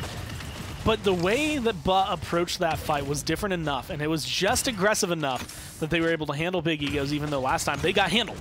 Yep. So as long as they can kind of keep that thoughtfulness up, make sure to approach Big Egos with a different kind of respect, then I think they can still hold on, still potentially find a push. There's a lot of respect across both teams here. I mean, nobody really pushing that advantage, all falling back when need be, and that was maybe my biggest question mark for them, how that synergy would play in, which team would be able to take today and really jump off to the races and never look back. And then 26 now on the clock for Ba. Big Egos trying to defend. Hold on that left side. Watkins holding it down. Kind of, wasn't happy with the Barrack selection so early, but in order to avoid that, I suppose, going with the Fernando, they decided to really take that combination, and it has worked thus far, but right now they are looking at maybe getting this tied up if Envy can finally break this corner. Immortal online, but no Inflame, no Scout to give vision. Oh. No big control, but Zulu being able to play this. This is part of the reason, one of the things we've mentioned about Solar Blessing is that it feels kind of like the balance point is based on, yes, you're going to get a ton of healing, but you got to hit the heal. Yeah. If you are a good frontline player, which I feel like this is what we're going to see in this game, you can find that heal. It is going to be found by you. It's not exactly the support's job to hit it every time. It's going to be partially on you to make sure you get it. So Zulu playing appropriately, making sure that Furia gets that charge on her ult a little bit faster, 60%. She can get that by the end of the round. That could help out. And I think one of the things we have to look at here is that we're really seeing, I think, Cassie struggle most of all. It's not Big Wow necessarily his fault, but it's just not even close to the same type of immediate burst pressure that he can easily apply to the Drogos, which is really the key for Big Egos right here. I think they had the Leon, a presence, Valor, and you look at a Grace slide onto Niju. That's the thing that they're missing in cleaning him up. He has gotten out of these fights with 400 health or less. I mean, more times than I can count. And I think that's just really been an issue. They can't get rid of these combustible fire spits and the DPS he's bringing with the salvos. Overtime now ticking away. That's a good use of the Wrecker, and it's going to break down the shield. The barricade will fall, but what will this mean? Again, Niju skirts around the corner. Can someone clean him up? And if they can't, this is going to be a problem. He finds Envy. Edgem then finds one. Bagelbow coming right when his team needed him to, and he may be able to do something big here. Needs to hit the shot score, but I don't know. He misses it, allows T-Mac to full heal, and I think this may just be the end of this push. Does find Watkins, though, so you do have Bub being able to find their reinforcements. Bagelwow goes down. That's going to be a huge dip in their damage output. Kresnik Zulu cannot maintain those kinds of numbers, especially when they are under the sights of Edgem, who just melts both of the front lines there relatively easily. And if you're looking at the way they're performing in the standard game, El Zulu is not having an easy match. He's 0-8-7. He's not able to find any kills for himself, not really finding that many assists with the way things have been shaking out. But there haven't been a lot of kills from Butt in general, so it's not the worst thing, but definitely not the slash line you want. No, I mean, just a lot of deaths. Yeah. You know, it's Big Ego's now in a great spot to capture this. I feel like the Drogos and the counter pick of the Leon, the last pick Ruckus, I mean, everything has really worked well for Big Egos in doing what they want to do. Envy's Vivian has gotten 6 kills, but she's died 10 times. So it really hasn't been a positive experience for them. Big O pretty much in the same kind of 1-to-2 ratio here. The Fernando with 0-8 is a big story because that's what you're counting on a little bit for the Fernando. Maybe it's just the playstyle. Maybe it's the fact that when he does dive through, he's just getting completely annihilated there. Envy with an early kill onto William 355. I think that's a Dragon Punch just used by Niju. Wanted to go for it, but wasn't able to really find an answer. El Zulu's hoping that Solar Blessing gets to him, but it's been stopped by Envy, and maybe those little mistakes there in terms of timing are going to come back to haunt Buh. Dome shield has been popped, and Watkins looks like he might go down, but he Nice gets play. away. Nice bowling ball shield as well to be able to get through. Sentinels are gone. So is Envy as William Man. 355 and Niju comboed down the damage from Buh. And I mean, I want to take a look at the items here because maybe that's some Haven purchases from Niju. I mean, excuse me. And it is a little Haven. Not too much, but boy, he is just not afraid, is he? Big Egos absolutely looking dominant here. And this is the team who's trying to fight to make this a lot more interesting. Big Wow, what can he do? Watkins takes him down there, 93% counting. Envy looking to trade out. It's Edgem with the slide, and man, that just says it all, doesn't it, in a nutshell? Close, but no cigar. Now looking to hold back. Kresnik doing whatever he can. His health bar is not big enough to sit there. 99%. Overtime's going to come through. Zulu, not available. All you can hope on is Jalen's sanity to try and buy you some overtime. That's a rough game there. Big Egos take game 1. But not looking themselves at all. And moreover, Big Egos looking pretty dang good here out the start. I don't know. I really like their utility here, and I like their decision making. It seems like, you know, Watkins, that Barrack, you know, melting under the pressure, but he just waits. It's not that his cooldown came up right then. And it might have been a little bit, but he waits to the very second. Probably has 100, 200 health to his name and a shield, and then just rocket boots to the corner, knowing that Envy, what are you going to do? You're going to run onto the point? You can't aggress into this mid-range of Jaguar Falls, and that was really what faltered, I think. And there was so much of that kind of push and pull. I feel like making sure that, you know, okay, well, this matchup's going to go negative in Big Ego's favor, so they just changed the matchup. They're like, all right, Jogos, you go over there. Ruckus is going to go over there. If you deal with Envy, then Ruckus can loop around. Like, all of a sudden, everything falls in their favor, and it's just how they approached the fight at the beginning that kind of forced Buh into fights they didn't want to take. Well, it's time to go to the maps here for game number 2. And it's going to be Bright Marsh. This could be very similar dress, honestly. If I'm Big Egos, I actually think I might go back for pretty much the same thing. Ruckus Drogos are incredibly strong on here. And there's maybe going to be a couple change-up, but those two can be huge in just terms of control on the map as well as the damage output. Absolutely. I think at this point, Big Egos now are in the driver's seat. That was a strong performance in Buh. They got to figure something out here. The ban on the Androxus almost didn't work out for them. I've seen Big Wow play that. He's looking pretty sharp and solid on the flanker, but they're not going to allow that onto the battlefield at all. It's going to be the Drogos as well. And so a little bit more of the tank availability here, and they're going to ban out the Khan still. One of those question points for me is Khan really, really at that insta, always kind of 100% ban position where we see him a lot of times in these sets. Definitely a danger, no doubt about it. I feel like he's in this really awkward area of, well, maybe Overpowered's not strong on this map, but because the map's smaller, this shout is going to be a lot more effective. So you have to kind of play which ability of Khan's can I deal with the best. Honestly, I feel like Overpowered is the easiest to counter. The counter is kill him. Yeah. And as long as your team is pretty adept, so far we've seen Khans die to that in the last couple of weeks way more often than normal. So I think there are certain scenarios where I think he doesn't deserve the ban as much. Yeah. But some of these top teams make him look nutty. I agree. I just don't know. You know, you look at it and if you ban him, I mean, if you take him and you leave some of these things on the board, I mean, you still have a lot of threats available on the other side. And it doesn't mean that Khan can just run through an Inara Leon or an Inara Drogos if that does something, you know, allow itself to be open. The Fernando Barrack here for Buh, this is what, you know, Big Egos took away early on, and maybe this is something they felt Buh was able to utilize really well. On Bright Marsh, they'll have the Tyra. The Blaster was notably missing on the side of Buh. And so this time they will be the ones with the blast pressure, and Big Egos will be trying to respond with the hit scan and the projectile from Cassie. They've paired all of the finest ladies in the realm against what is a myriad of champions for Big Ego's closing it out now. This would be a story. Unfortunately, draft-wise, again, on paper, I think I prefer Tyra and Willow. The Fernando, the Barrack on this map makes such a big difference to me. As long as Willow gets the right kind of positioning, and again, very similar to Jaguar Falls, Tyra can kind of aim where her firebomb goes. It's not as easy, it's not as many corridors, but you can kind of choose the direction you wanted to chase on. So Envy, I'm looking at him to potentially get a lot of big damage out of that. And his battering ram like hovered over. I'm not sure if Watkins actually is gonna choose that talent, because that would be something that we haven't seen in a while. Losing the CC immunity gave it not really the best of, I think, outplay potential as it used to have, but he's going to stay for it.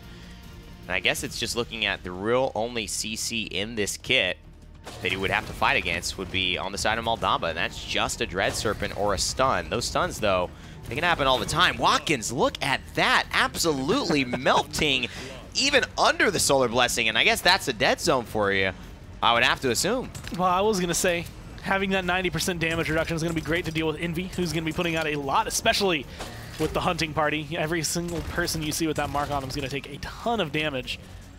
But as long as you die like that, you don't have to worry about anything. It doesn't matter if you have 90% damage reduction or the healing.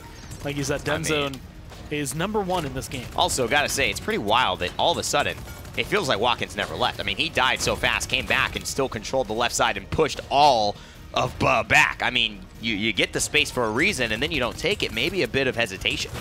Maybe just wanting to control this left side in this way because it gives Envy the best lines of sight to the back lines and the most room to play out of. Nice attempt there at the grenade, but will not find any kills off of it. Again, Watkins goes down this right side, but the firebomb, it's going to do a lot of damage, 75% and counting now on the objective. Somebody's got to dive in and start to touch. The kinetic burst is just delaying the inevitable, which is you're going to get pushed back out of this zone. And again, it looks like could be 3 in a row here for Watkins, but he's going to back off. And at least William355 will get himself back on the point. Envy's incredibly low, so forced to fall back. The Tyra not going to have the presence on the point right now, which is absolutely necessary for Ba. And Watkins is going into the back. Crossfire comes through, but it's not going to find anything. William355 from the point, I believe, finds those shots. This is the best example of life, where you have maybe a little bit more talent, maybe you have a little bit more of a head start, but the guy who maybe is just nothing, $1 in his pocket, just works harder than you. And Watkins went down that right side once, he died instantly. He went down that right side again, died again. He went down that right side again, got pushed back to almost no health, but he ends up going down the right side. He pushes everyone back. He finds the kill onto Envy, and then all of a sudden, it's Big Egos who have captured the objective and have held down that right side. No one was able to get to the back line of Big Egos, and that's, again, the same story. We have not seen any flank pressure. No one has been able to aggress onto the back line damage dealers from Big Egos. And that's the downside of Buzz Draft, right? When it comes down to it, the only person who can really feel comfortable doing that is Fernando. And he was 0-10 last game. Have to worry about where exactly he's going to go. Zulu is the best person to put on the point, but when you're up against an Inara, Barrack has pretty much no standing. Her health is better, her tankiness is better. The only thing she loses out on is the fact that you have a dash and some turrets, but admittedly, she doesn't care about either of those. She's just going to live longer. So that one-on-one, you need a little bit more pressure. Tyra, Willow, they can't really flank. They want to sit back. They want to sit up on the high ground or on the side and try to control those areas. I mean, when I think of Zulu, I think of Fernando. I think of Ashe. So it's a little odd to see Zulu on Barrack and Kresnik on the Fernando. I mean, the 0-10 game beforehand might be a little bit of a glimpse into the conversation that these players must have had. Maybe just the way El Zulu's feeling today on that Fernando, saying, hey, man, I don't know, I'm not in the rhythm. Maybe you take this one, I'll take the Barrack. It could be obviously trying to split the middle and find the best net positive between expertise in champions. Almost hits it. But that firebomb has some weird drop to it, so will not go through the window. But either way, it seems like Big Egos have found the answer. And now, man, 3 points away from securing this set. Being able to cause a lot of trouble, potentially, just in terms of where things go towards the end. Not enough that you're knocking someone out of land, but just enough that you might make them have to go up against someone they weren't planning on before, making it a little bit more troublesome for him. Watkins going to get a full reset heal on that. And Ashe, so far, this game has been a bully, and I think being able to get heals like that is going to enable Watkins to the fullest extent. I agree. This is going to be interesting for Edgem, who has piloted this Leon 2 games in a row. And that's always really good for a damage dealer. You have a game where you perform well, you win, and then you get to play the same exact champion yet again. And you're not kind of isolating your team's draft for it. I mean, William 355, excellent on the Ruckus. He's known to play the Stigala as well. And I think this is just something that Big Egos have figured out. I don't know, Niju doesn't go for the... Well, only Jay Lin there. But he maybe didn't have the blast shot available. That seemed like a potential kill onto the support. And you never know what happens after that. But they will concede the 1-1. The defense goes the way of Buh. Niju right now is 4-1-4. Top of the damage. Followed very, very closely behind by Edgem. And it's surprising, and I want to say maybe upsetting, depending on whether or not you're a Buh fan, to see the fact that Bagel Wow and Envy have not been able to really break even above Zulu with this barrack. So those two, typically, at least Willow, is very easily able to find top damage. Similar to the other blasters, it's easier to confirm the shots. You don't do as much, but you can at least hit them around corners slightly. The splash damage tends to pad that stat. And so that's kind of a glimpse into how exactly Buh are doing. It's not going their way in terms of the fight, the damage, any of it. I mean, there's a version of me where I look at Niju's scout and I say maybe a bit early. And it feels like you already, if you wait a second, have the information of where they're coming from. But I think that's been the idea around the way Big Egos have played. They've been aggressive. And look at that, Edgem slides in, and that's the hit scan pressure that Buh did not have against Big Egos when Big Egos had the Drogos. They could not just slide easily and confirm a kill onto the Fairy or the Dragon in the skies, and now Big Egos still in control. Edgem, he's a problem. They got to find a way to just dull the edge of his right now. Beautiful, beautiful Leon play. This needs to be a big shakeup from Buh. I mean, it's just looking like it's all over the place. Scatterbrain, their engagements are not going the way they want. Big Egos is controlling them literally every single step of the way. Edgem is playing phenomenally, like you said, hitting so many clean shots. Big Wow goes down because of it. And just the duo between him and Niju has been so solid. Man, this is looking dominant. You know, Jaguar Falls, we had some questions. That push didn't go the way they wanted. This fight looked dominant. And you could just see all of the draft just really tilting in the favor of Big Egos and their performance. I mean, the execution threshold so much higher for Buh right now. And they have not found any respite whatsoever. Even under the Dome Shield, it felt like they were staying in a Motel 6, which it usually is not. Feels more like at least the Hyatt. You know, maybe you get a little bit of Ritz-Carlton at the right time, but this really was a dump. Went up, went down the same day, and it did not help Buh to stabilize. Not often do you get to stand in a firebomb and just shrug it all off, but that is what Watkins is able to do there. And because of that, they don't lose that pressure. That's where they've been having so much issue trying to hold and trying to push. Right now, a couple of kills on the left, couple of kills on the right, and that is going to enable this payload to move forward. 1 minute and 50 seconds left, and it is moving incredibly fast compared to last round. Well, you know what the good thing is? You could take the L, and I think right now, you don't even have an ultimate to use. You know, should I use my Dome Shield? You don't even have it. You used it 30% ago, and then you've died so quickly every single time that you haven't charged it back up, and now you lose Envy. And that's a lot of the pressure. This Solar Blessing and the Inara, which wildly were taken without really any issues, you know, from Big Egos or any compromises that they had to go on the damage side, is just rolling through this team. That was the word you used is probably the best description of it. That was dominant. I don't think I can use any of the other kind of terms I would want to on broadcast because it was just so easy, seemingly, for Big Egos. They knew exactly what they wanted to do. You have 9-1 and 8 on Niju, 7-3 and 8. Again, top of the damage charts. These two together are pincering so many targets on the side of Buh that you really don't have anywhere to stand that you feel safe. If you're looking for the Leon, how can I get away from her? Cassie's on the other side, about to find the exact same amount of damage. 2, 1. Man, 4 points for 1 second. Obviously, it relative, but that's probably got to be one of the worst point value reductions in all of Paladins, 0.25. Bummer, bummer, bummer, but the Solar Blessing, that's got a pretty decent cooldown on it. I mean, you're going to run Chronos, I would imagine, unless you want these in flames, and I wouldn't be upset with that. I think you can have an argument for morale boost as well, very, very heavily, because she just charges that ultimate so fast. One of the only champions in Paladins actually to charge her ultimate while she is still in the ultimate, and I think that is really one of the reasons why we see it up so often. 83% now, 100% already back after using it just at the end of that round. Looking to try and get pressured out. Now you're going to have every single thing, and Flame is popped. That's Big Egos being able to come in. They're looking to try and control this. Good. Comeback mechanic is there for Ba, but you need a couple of kills, and you're going to be able to control this. Zulu has had no presence on this point the entire game. Niju, you are going out of control. I'm like, he's got to hit these shots, otherwise the dome shield's coming up. And he hits these shots. I mean, a Rocket Boots and Barrack. That sounds like that could be a, a country single coming out right now. I'm a Rocket Boots and Barrack, and I've got the gravy. But either way, it's Niju who really has all the gravy today. He's got all the good food, and he's got all the good aim, but still the dome shield is able to get back. This Bright Marsh map is so dang close together that there are a lot of continued engagements which feel like they never end. And with the comeback mechanic on the side of Bud, they've got to get Big Egos back on there. And it looks like William355 will fall. Big wow, and Bud turn it around. Niju has played phenomenally, but unfortunately, that's not where things fall apart. I mean, just having the moments. You need those small moments. And honestly, as long as you can push back the front lines on Big Egos and find a way to suppress Niju and Edge at least a little bit, they don't have to die. You just got to get rid of them for a second. And you can stand on the point. You drop a dome shield. That makes everyone run away. And it does force a lot out of Big Egos.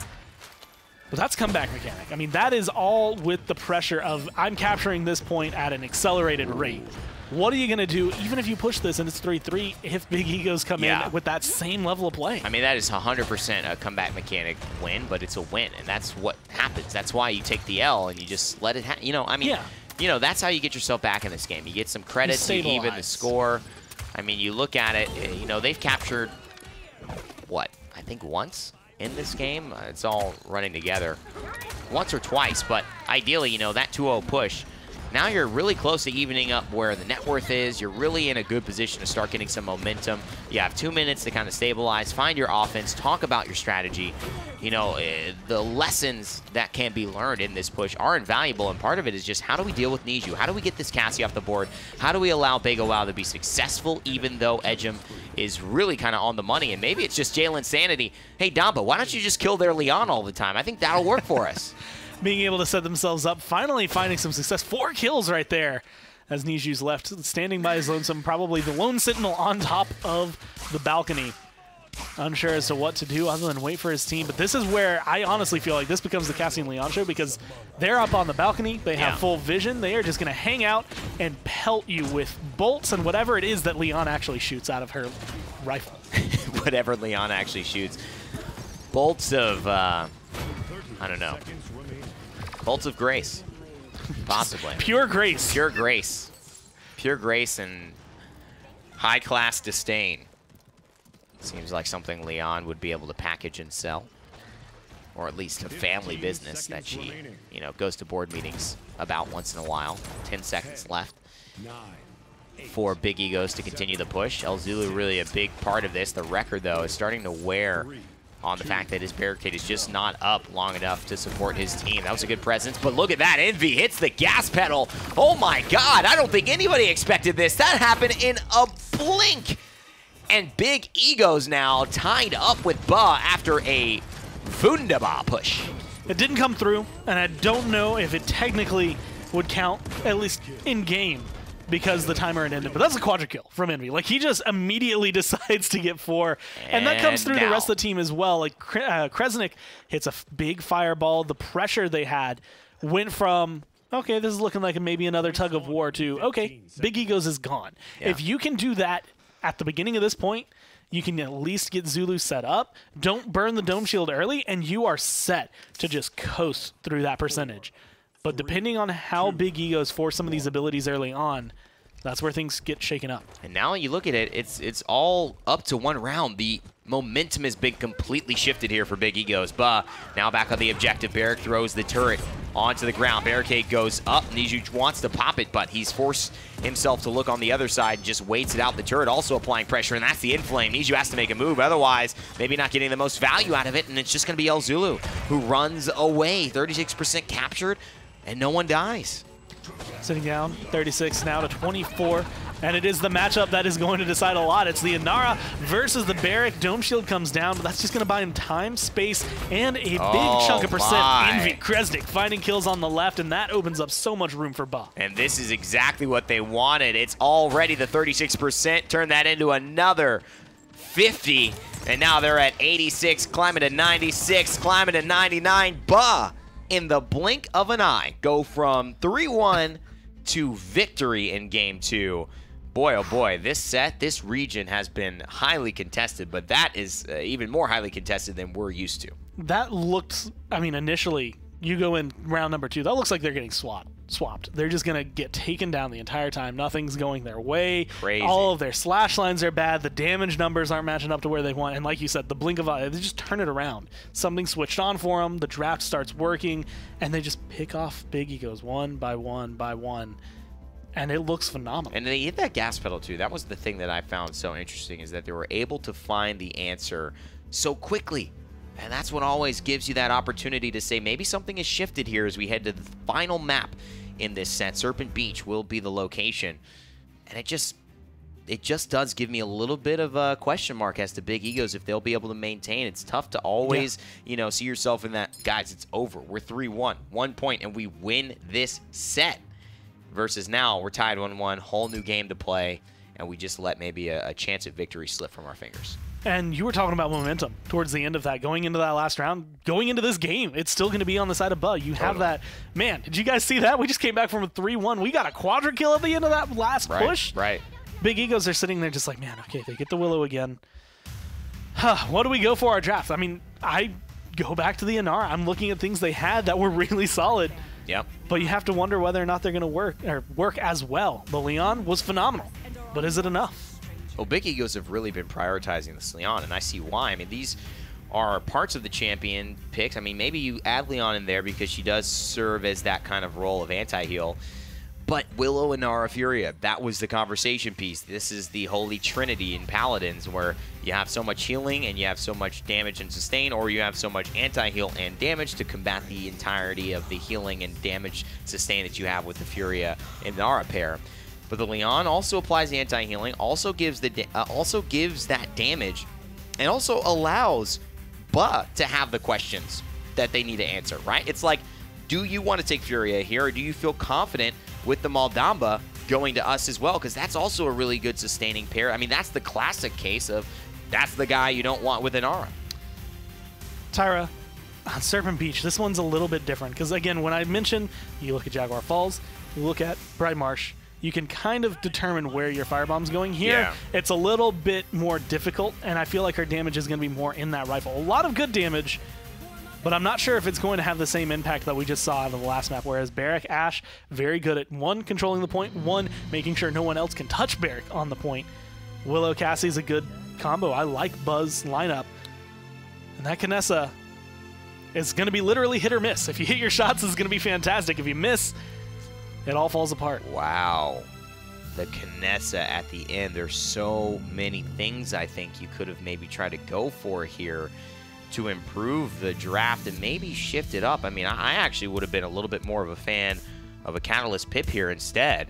I think he's so much more flexible in that mid game, can control the catwalks, a lot of burst, and also some spot healing for the best tank in the game to receive spot healing, which is the Inara.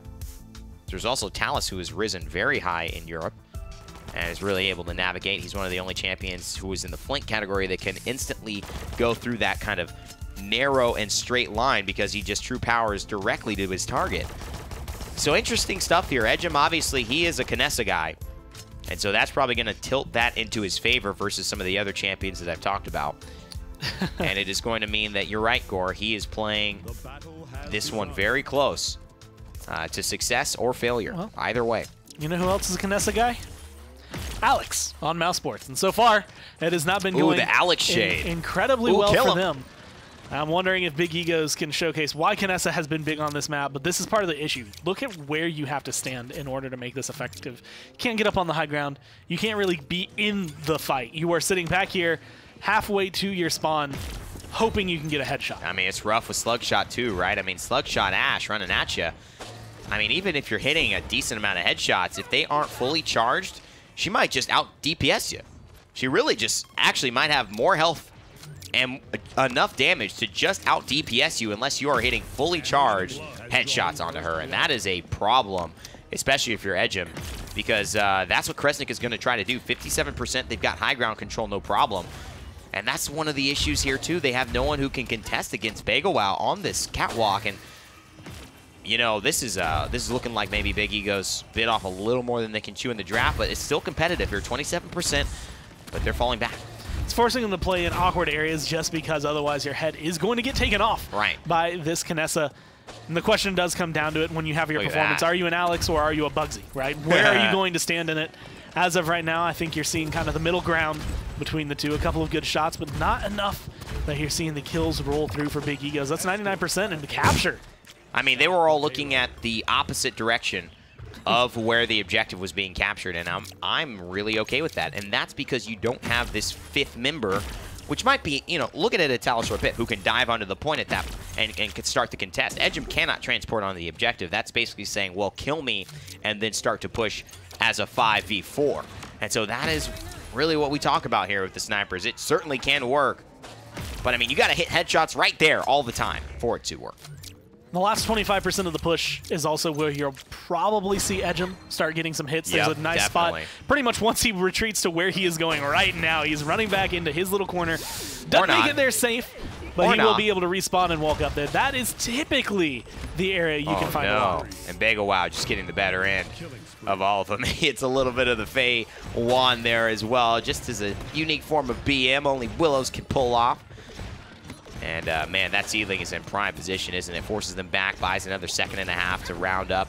He's just going to flutter up to the catwalk here, and he has Dead Zone available in just a moment. Anyone who steps through, actually anticipates it, uses the Dead Zone, needs an elimination now to get that cooldown back in time.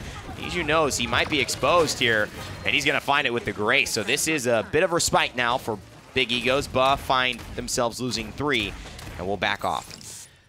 1 minute left on the clock. That's still plenty of time if you are Buh to come back in. Completely different performance this time around than what we have seen pretty much every single step of the way. The draft feels a lot better this time around, though, and I think that's where things are starting to kind of solidify. Big Ego's momentum is pretty much all against you, and you're trying to figure out what can we do. Kinessa, I'm still not seeing hit as many shots I think is necessary. Even when they do connect, I'm watching Maldamba literally erase their effect. Yeah, it's interesting. 30 seconds now. I mean, it hasn't worked out. What do you all think? I'm not sure I've seen the impact yet. On a 2 streak, holding the outside of sights. I mean, this is the impact, right? I mean, the impact has been silent all game. It's just everyone hiding in these corners, very careful about how they're pushing, but you have to give credit as well to where credit's due. Buh playing around it pretty masterfully, and they go for the Dome Shield. They want to push this 2-0. They want to end this game as soon as possible, maintain the momentum that they've got. Look at that, Damba and Healing Station, not enough. T-Mag with a beautiful cleanup onto Envy. Solar Blessing should just about do it, although a nice kinetic burst is going to put T-Mag back away, and there is the shoulder bash, but to no avail. Big Egos tied up with the defense, although really not a lot to draw from their first jaunt out to the objective fight. And you don't have Headhunter coming into this. Granted, Buh don't have their Dome Shield, but you have a Dread Serpent. You have an Assert Dominance. You're about to have Scout, which will give you that vision that makes it even easier to play against Edgem.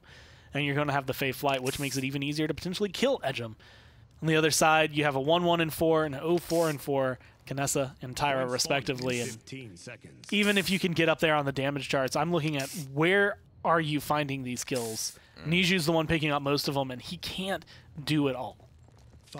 You know, Begowow has been a part of 7 elims. Envy been a part of 6, but found no killing blows. Those are coming from really good work from the tanks, and El Zulu and Kresnik, and also Begowow. And one of the things that we've seen, that I've seen as a difference itemization-wise, is Buh are investing heavily into Havens.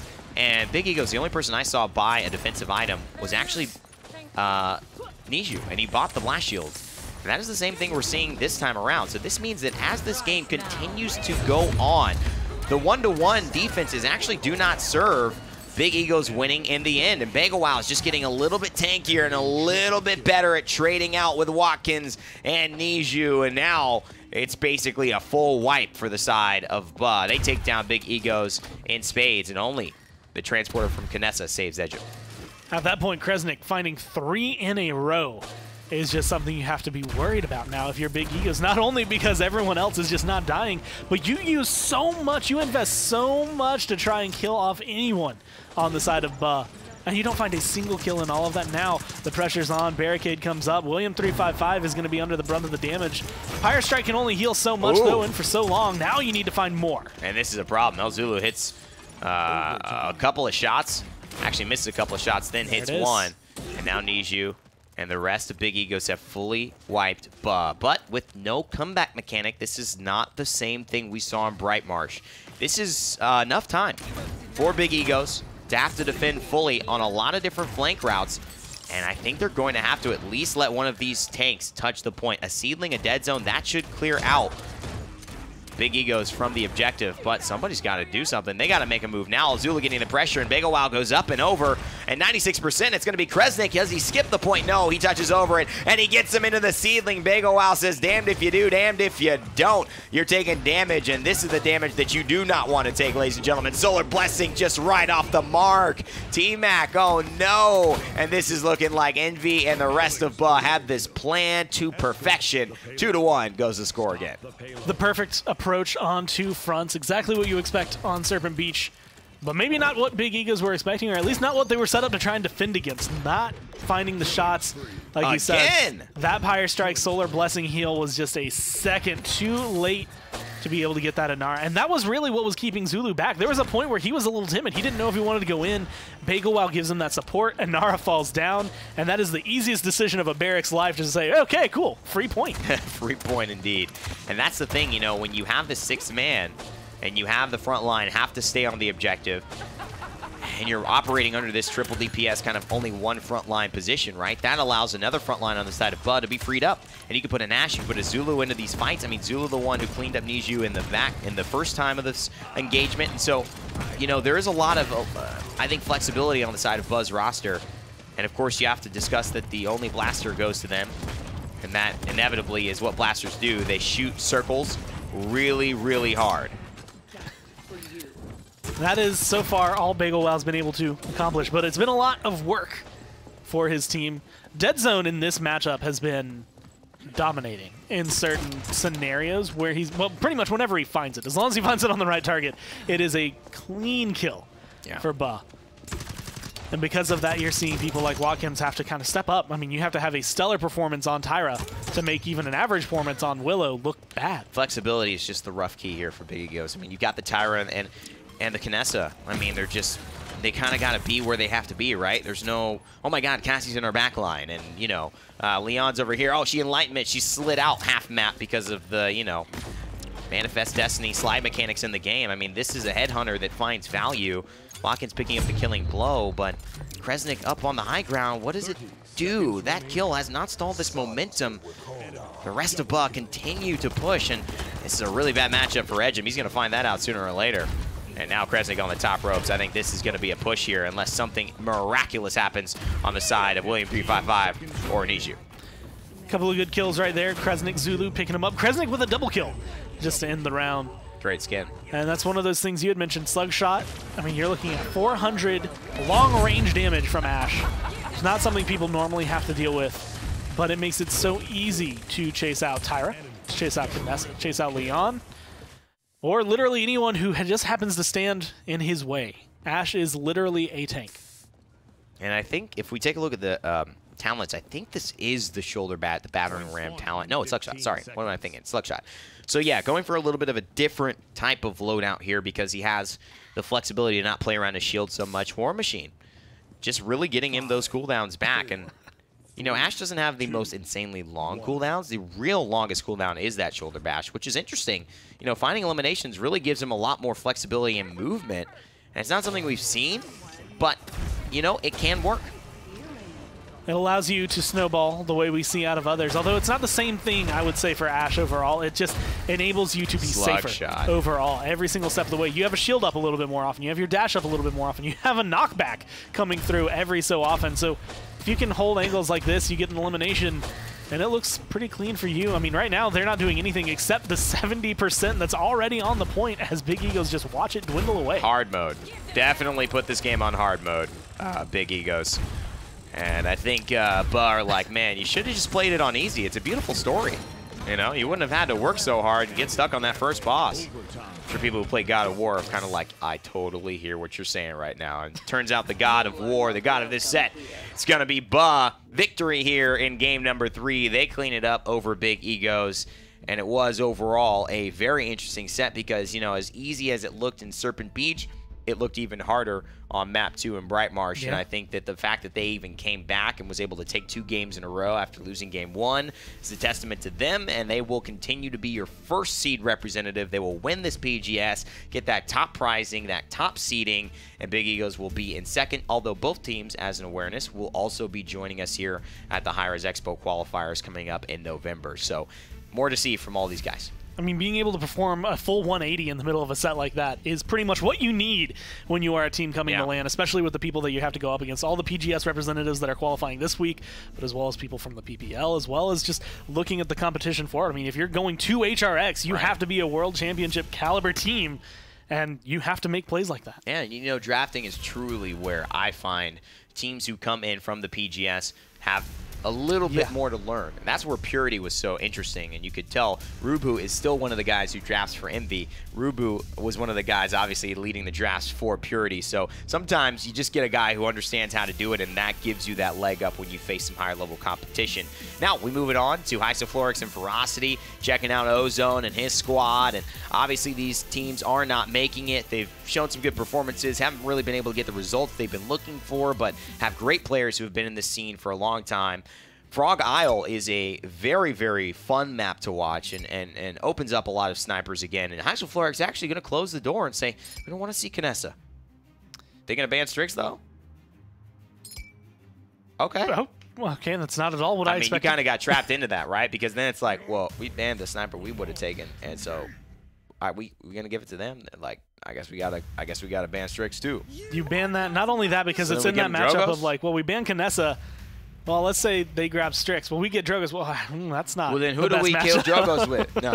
Exactly. Like, there's no real, I think, like Wait a second. winning battle there. Who said ban Kinessa? Who said, you know, that's where they start looking at those. I mean, no, it could work. It definitely can. I mean, there's really you know, it opens up a lot of these frontliners, right? And that allows a little bit less pressure. I think Ash could come through. She's definitely jumped through. And, of course, the big conversation is that you get an Androxus pick. And who's going to shut down Drogos? Andro. No problem right there, especially with this just...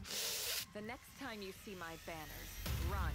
This damn punch. This damn punch. I hate Abyssal Touch. I hate playing against it. I love playing it. I hate playing against that thing, man. I like watching a lot of these players. Never stops dashing. Once they have it. My sign-off for Androxus mains, never give up, never stop dashing at this point. Because it's truly what happens. Get the full reset. They never stop. And you just feel so good. But I feel like I'm hearing probably the downside of any ranked games against Rain Day. All those videos that don't come out. Oh, yeah, You're wondering what might happen. All the things that you've never seen because they've tilted me so much that I've said, you know what, that's enough for today. You don't need this gameplay video, actually. You know, turns out. Yeah, I don't need this. Because you don't this need is this. How to Die to Androxus 101. That'd be a funny video. How to Die to Androxus 101. Dude, I could make a freaking montage. I should make a montage of me dying and being really pissed off and just to the same champion over and over again. Like you know, Bagel Wow did that to me actually a couple of days ago. We ended up winning the game, luckily. I don't know how we did that, but he was popping off. Well, Stigma here is going to have to pop off. He's going to have a stellar performance. And that is a great start. No headshots, but still a ton of burst on the Kerfluffle. Great name there. 1,050 back. Va was popping off as well, man, on Dredge last night. Like, give me a freaking break. I swear to God, my queues are PGS games or like, and I'm like, I don't need to be here. I'm not training as much as you guys. Get out of here. I mean, he hit me mid-flight with Dredge, normal projectiles, and I'm Eevee. I'm just like, what is twice?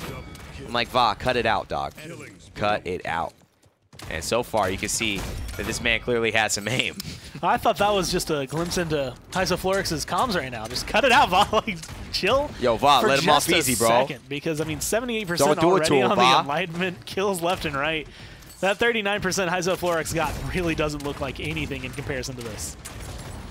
Still salty about my cues, but happy to see Ferocity doing real well here. Isoflorix still trying to get the answers, still trying to find the value. ASDF Master is in trouble here, and it looks like, you know, we are missing, unless I'm mistaken, Mr. Ozone here. Yes.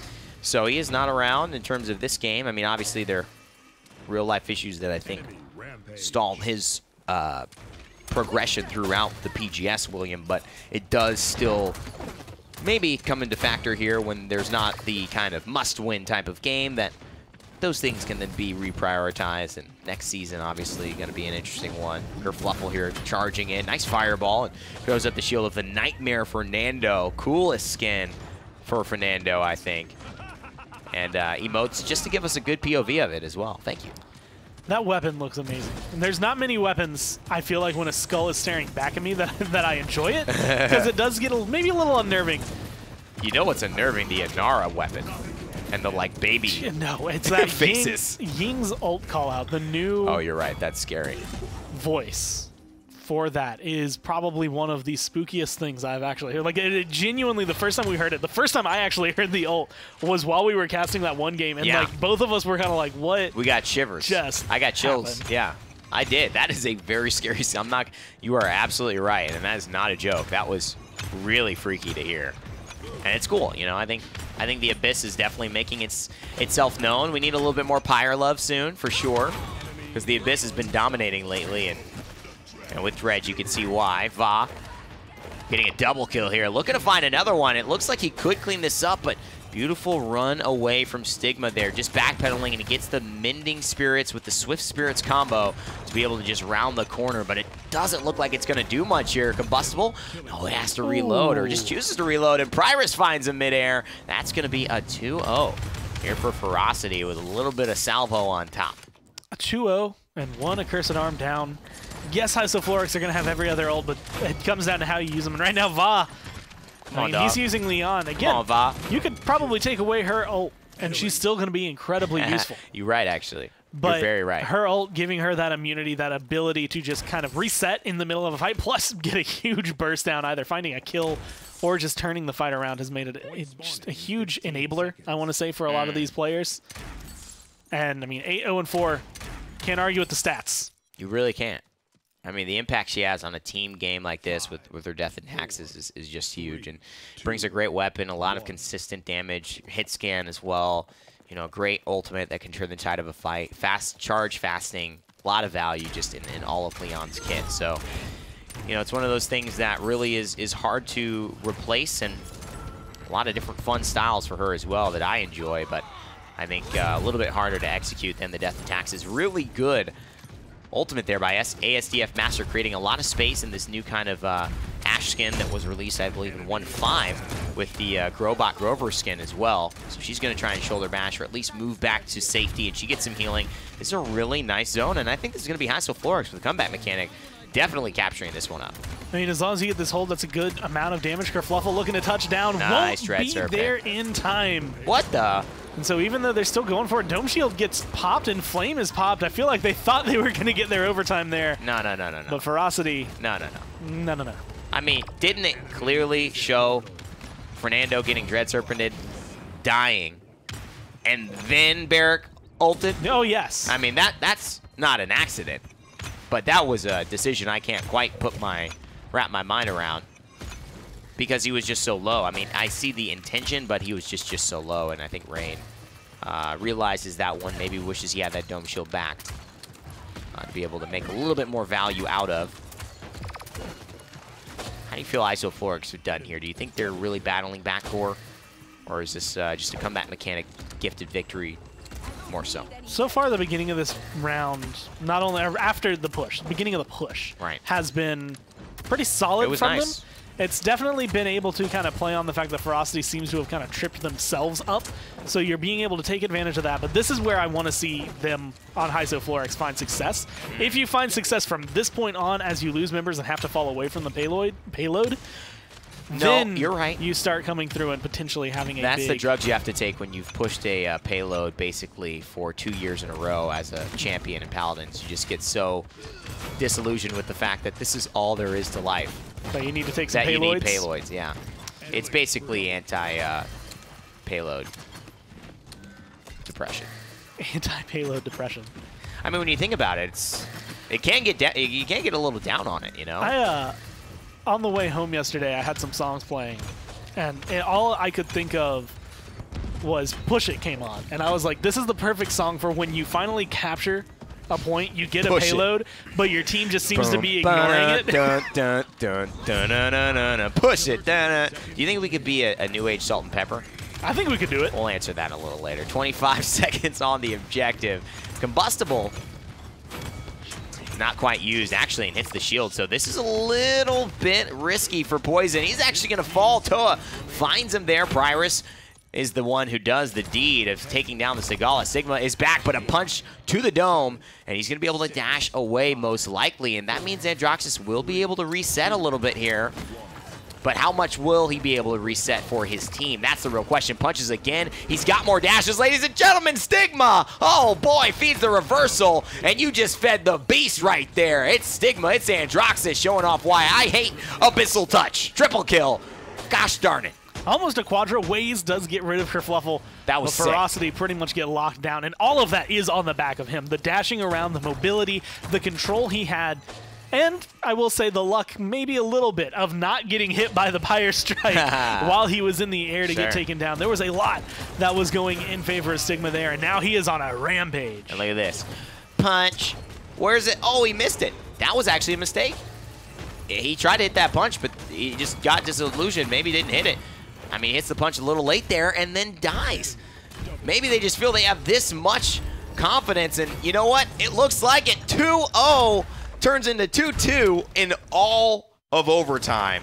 And that was incredible. You have to look. That flick right there was what was so sick about that. And you know what? Credit as well, because he gets some healing during that. We don't often give shout-outs to these supports when they're healing their damage dealers or their flankers who are dominating. But Gwynekins, shout-outs to you, man. That was a clutch Mining Spirits. I don't think he stays alive if you don't give him that.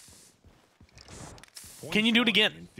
I hate to be the person that kind of like pop the bubble, but that is, you know, you have a great performance right there at Stigma, and he keeps it up until the end. He misses one punch that kind of makes it a little sloppier towards the end. That's what you remember. But then you come into this, and you say, all right, that was awesome. That one wins your team the round. You get the push back. Can you do that for the point? Like, can you keep that control here? No more comeback mechanic. You're back at basics. And that's what makes it so hard here for, I think, Androxus players. And oh, boy, just gets no value from that. I mean, it was really close. He had them all three there. He just clips the top of that wall on Frog Isle. And now I think the answer, you know, has been maybe shown up for us here, because Stigma taking down Poison, but Poison taking down Waze in the process. Stigma just not really able to, I think, take the back line, which is what he was hoping for. Gets the punches to get out, and another heal coming through from Gwynekins, but Toa and, oh, Stigma gets caught by the Pyre Strike. Luckily, though, it does not kill either of them. Now getting aggressive. Rain goes down. Stigma with a beautiful headshot combo coming forward and being able to dash around. This is the control that Androxus can bring to this. When you have these resets, if you find them properly, no one can match your mobility. And this is just on fire. This is making the difference for Hysoflorix. Just freaking pocket Androxus and get it over with, dude. Just pocket Androxus for the rest of your life and get it over with. Win Worlds and then call me after Abyssal Touch is changed. Holy moly! It's just never ending. This is close. This is, what is this? I guess this is OB Androxus, the very beginning. This is like early Androxus, man. This is the kind of clip that you do, that you would send to like Garrett and be like, hey man, let's have a talk. Hey man, let's chat. Because this is I mean, you know, because this didn't happen like early on, right? People didn't get used to it, but people are starting to figure out the exact rhythm you need to do. It's becoming this thing that you can replicate now. And it's not a thing when like one guy does it and you're like, oh, that's a guy who's so, Mutu, he's insane, and Bittner. But you're starting to see it so much more easily replicated by very good Androxus players. I'm not taking anything away from them, but just the majority of the scene now able to pull this off. And it doesn't feel like it has that tier of difficulty with such a high benefit that this is providing, right? The difficulty got lessened so much because of this punch range that it's just like, dude, I can get a punch and I'm halfway across the map from you. Look at that. I mean, no problem. Not really that close. I mean, and he's getting dashes on all of it. So really nice play. Stigma really executing, but that is a very powerful deck that he's running. I would love to be able to look at the KDAs now, just because I feel like things have shifted so far away. I mean, Va was dominating early on. Now he is 13-8, whereas Stigma has gone to 21-12. He is killing so much, and a lot of that is stopping Poison and Va from having that effect. We saw in the first round, the reason the 2-0 came through for Ferocity was their dominance. And as of right now, if Stigma can just keep this kind of performance up, I don't know if anyone on the side of Ferocity can hold up to it. The good thing, ladies and gentlemen, is he is a flank. They do die a lot. This will not happen in most of your casual games. Maybe the people watching might be in a higher elo than most of the people who play Paladins, so you may see this more often. Some people, I promise, have never even experienced what this could mean. And, oh boy, ignorance certainly is bliss. Va knows it as well. He finds himself 3, and that is a decent stall here. 3-2, a really long Frog Isle game, Gore. Not your typical speed for it. This is one of the ones that I think used to be more polarizing. And you see it get closer, I think, the closer in level the teams are, which is the way most maps are. But you have mentioned in the past that there are going to be the few times you'll have a 4-3, and then you'll know who's actually the better team because the next one will be a 4-0 or something like that. Like, you'll have that control. And I'm curious as to who's going to be able to find that momentum. I think whoever wins this next point is going to be the team that takes it all, just because of the fact that they are going to kind of demoralize, especially if it's Ferocity, who have not been winning these points. That would just bring down Hysoflorax. Well, you give yourself that opportunity, right? I mean, when you don't close out the deal, you give yourself that opportunity to get stunned at the end. And let's take a look at it. I mean, look at 21 eliminations, but 14 deaths leads the whole game. Stigma playing well, but showing us what the trade-off is with these flankers. You get to your right spots, you get all the killing blows, but you also can die quite a bit, even if you are one of the best and executing at a high level. And it doesn't mean that you're going to 4-0 either. Still 3-3. Both teams have had success. It really comes down to this objective fight. Cassie, scout revealed. Everyone knows where everyone is. Not really very interesting on Frog Isle because there's really only so many places you can go. But Voss shuts down Stigma mid-flight with the Enlightenment, and he gives them a business. And that is the opener they really need. Get aggressive. Although it's a 2-for-1 trade overall, you lose Pyrus, so you don't have that pressure. Nice cleanup. Goes down, and now Hysoflorax press the gas pedal, get in their face, knock them down. You're at 50%, and you are controlling this fight. But you know what? You're fighting for resources. You're fighting for objective control. You're not fighting for the individual kills. It looks great. He gets his ultimate charge back to 50%. He gets a kill.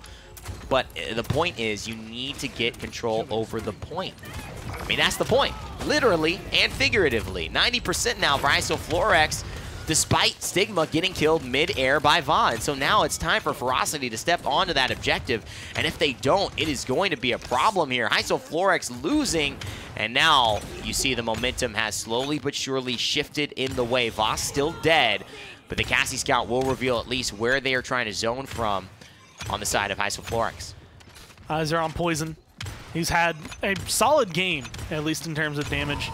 Nothing insane coming out. Dread Serpent going to be able to place a little bit. 96 to 93, 99 on the side of Hysoflorax. Overtime ticking in, and this is going to be the biggest change. You have to start finding some kills on either side, but Hysoflorax are leading right now. And there's a problem here because Va, he's the one who took down Stigma, but then Toa and ASDF Master, they're the ones who are taking down all of Ferocity. Beautiful fire spit. Oh my God. Oh my God. I was about to say that would have been insane, but can't quite pull off the heart stopping play there.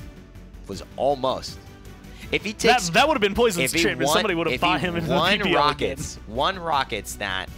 Who was it? Was it Leon? No. Cassie.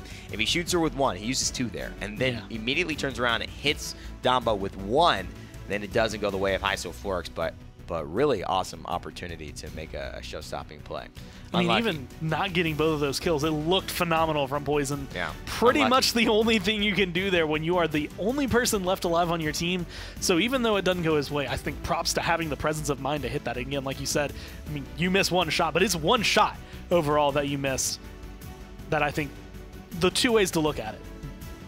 Yeah, you missed it, but at the same time, you had a phenomenal play. And again, we talk about, the economy of resources, right? Va, finds these kills onto Stigma, and in many ways, it ends up not really mattering, right? I mean, some of these early fights don't really come down to it when you're just really looking to secure the space. That's the big key. And once that's done, then, it's all over. Brightmarsh here, another map that I think is really good about securing space and having value attached to that space that you secure. It's short, it's compact, and everybody is basically ready to be in your back line or in their back line within a moment's notice. Makoa Maldamba versus the Inara Furia. A lot of damage versus a lot of healing on one side. That's going to go back and forth, I think, overall. So you're going to be looking at the Cassie, the Leon. Again, a very back-and-forth matchup. Florix, though, played well during the last one. They have a little bit of momentum going into this. Even though things got shaky towards the end, I think they still can kind of grip onto what they had. I agree. I think it's an interesting topic of conversation here to see how the adjustments get made, if any. Don't see that happening. I really don't. But you never know. Could dang work. Wow. We didn't expect to see it earlier, and it got locked in. That's 2 skies in 1 day. Oh, yeah? Oh, once but that's in OCE. OCE. Yeah, that's OCE. And now once here. I don't want to even talk about that. Vivian brought in. She's good. And Florix have a pretty top-tier lineup right there. You got to say this guy's a little interesting, but hear me out. That's all I have to say. I can't remember which team it was that said that's their comms ever came. I think that was Renegades at one point. It was viral. Where it's just sometimes you need that. Hear me out. Trust me. Sky. And everyone then kicks you off the team. Hey guys, can you hear me? A unanimous vote. Are you still there? But it could be interesting. We've seen it. I mean, it can find a ton of damage. Sky does a lot of damage, but that's pretty much all she does. I mean, I'm thinking it's debilitate, and it is. All right, so I'm thinking they're trying to melt the Sonara. And debilitate does a crap ton of damage. I mean, let's hover over that one more time because most people don't see Sky. So it does. Poison bolts will deal 30% more damage twice as fast. We can't bring up the skills, but I believe it essentially is like 40% of your health. And as a front line, it's insane. And if we take a look also at the loadout that he's going to be running, you're going to see the reduction of basically the cooldown of poison bolts.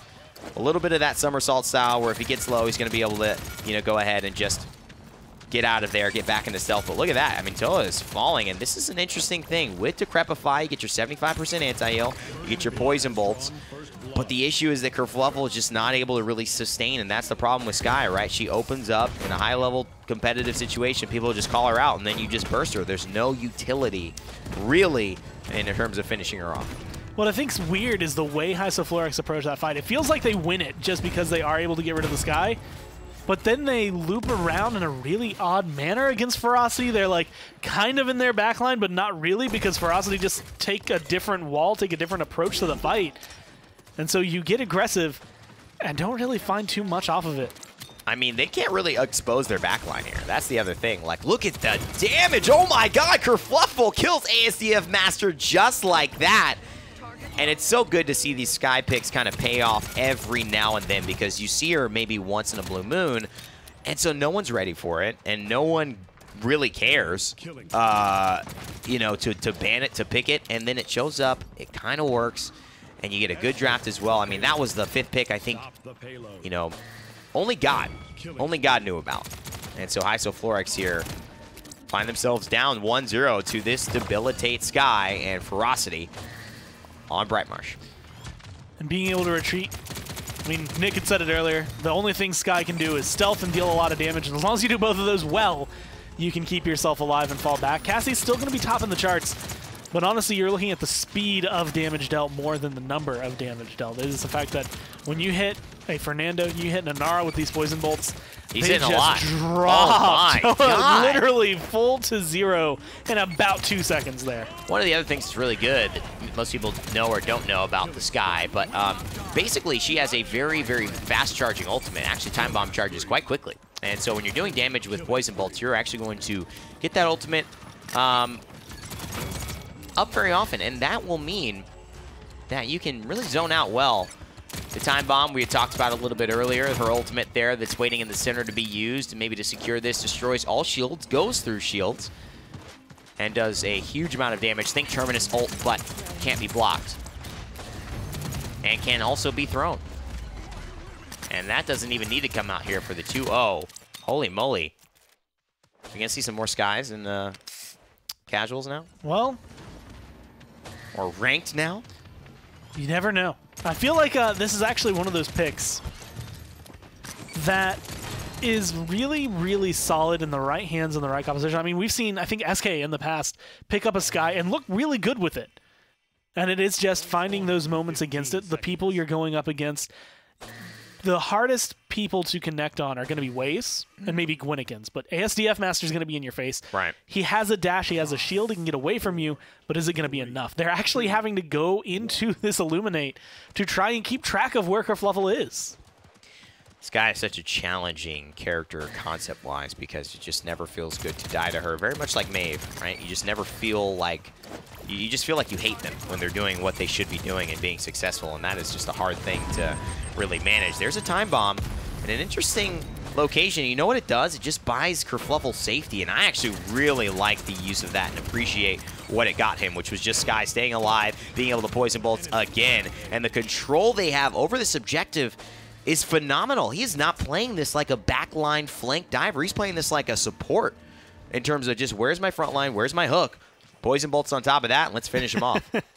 And being able to find it, like you said, buying yourself time, you force Toa into an awkward position of, oh, wait, I can't get away from this. I'm in Nara. I don't have a dash. I don't have a shield. My wall cooldown is down because I just burned it.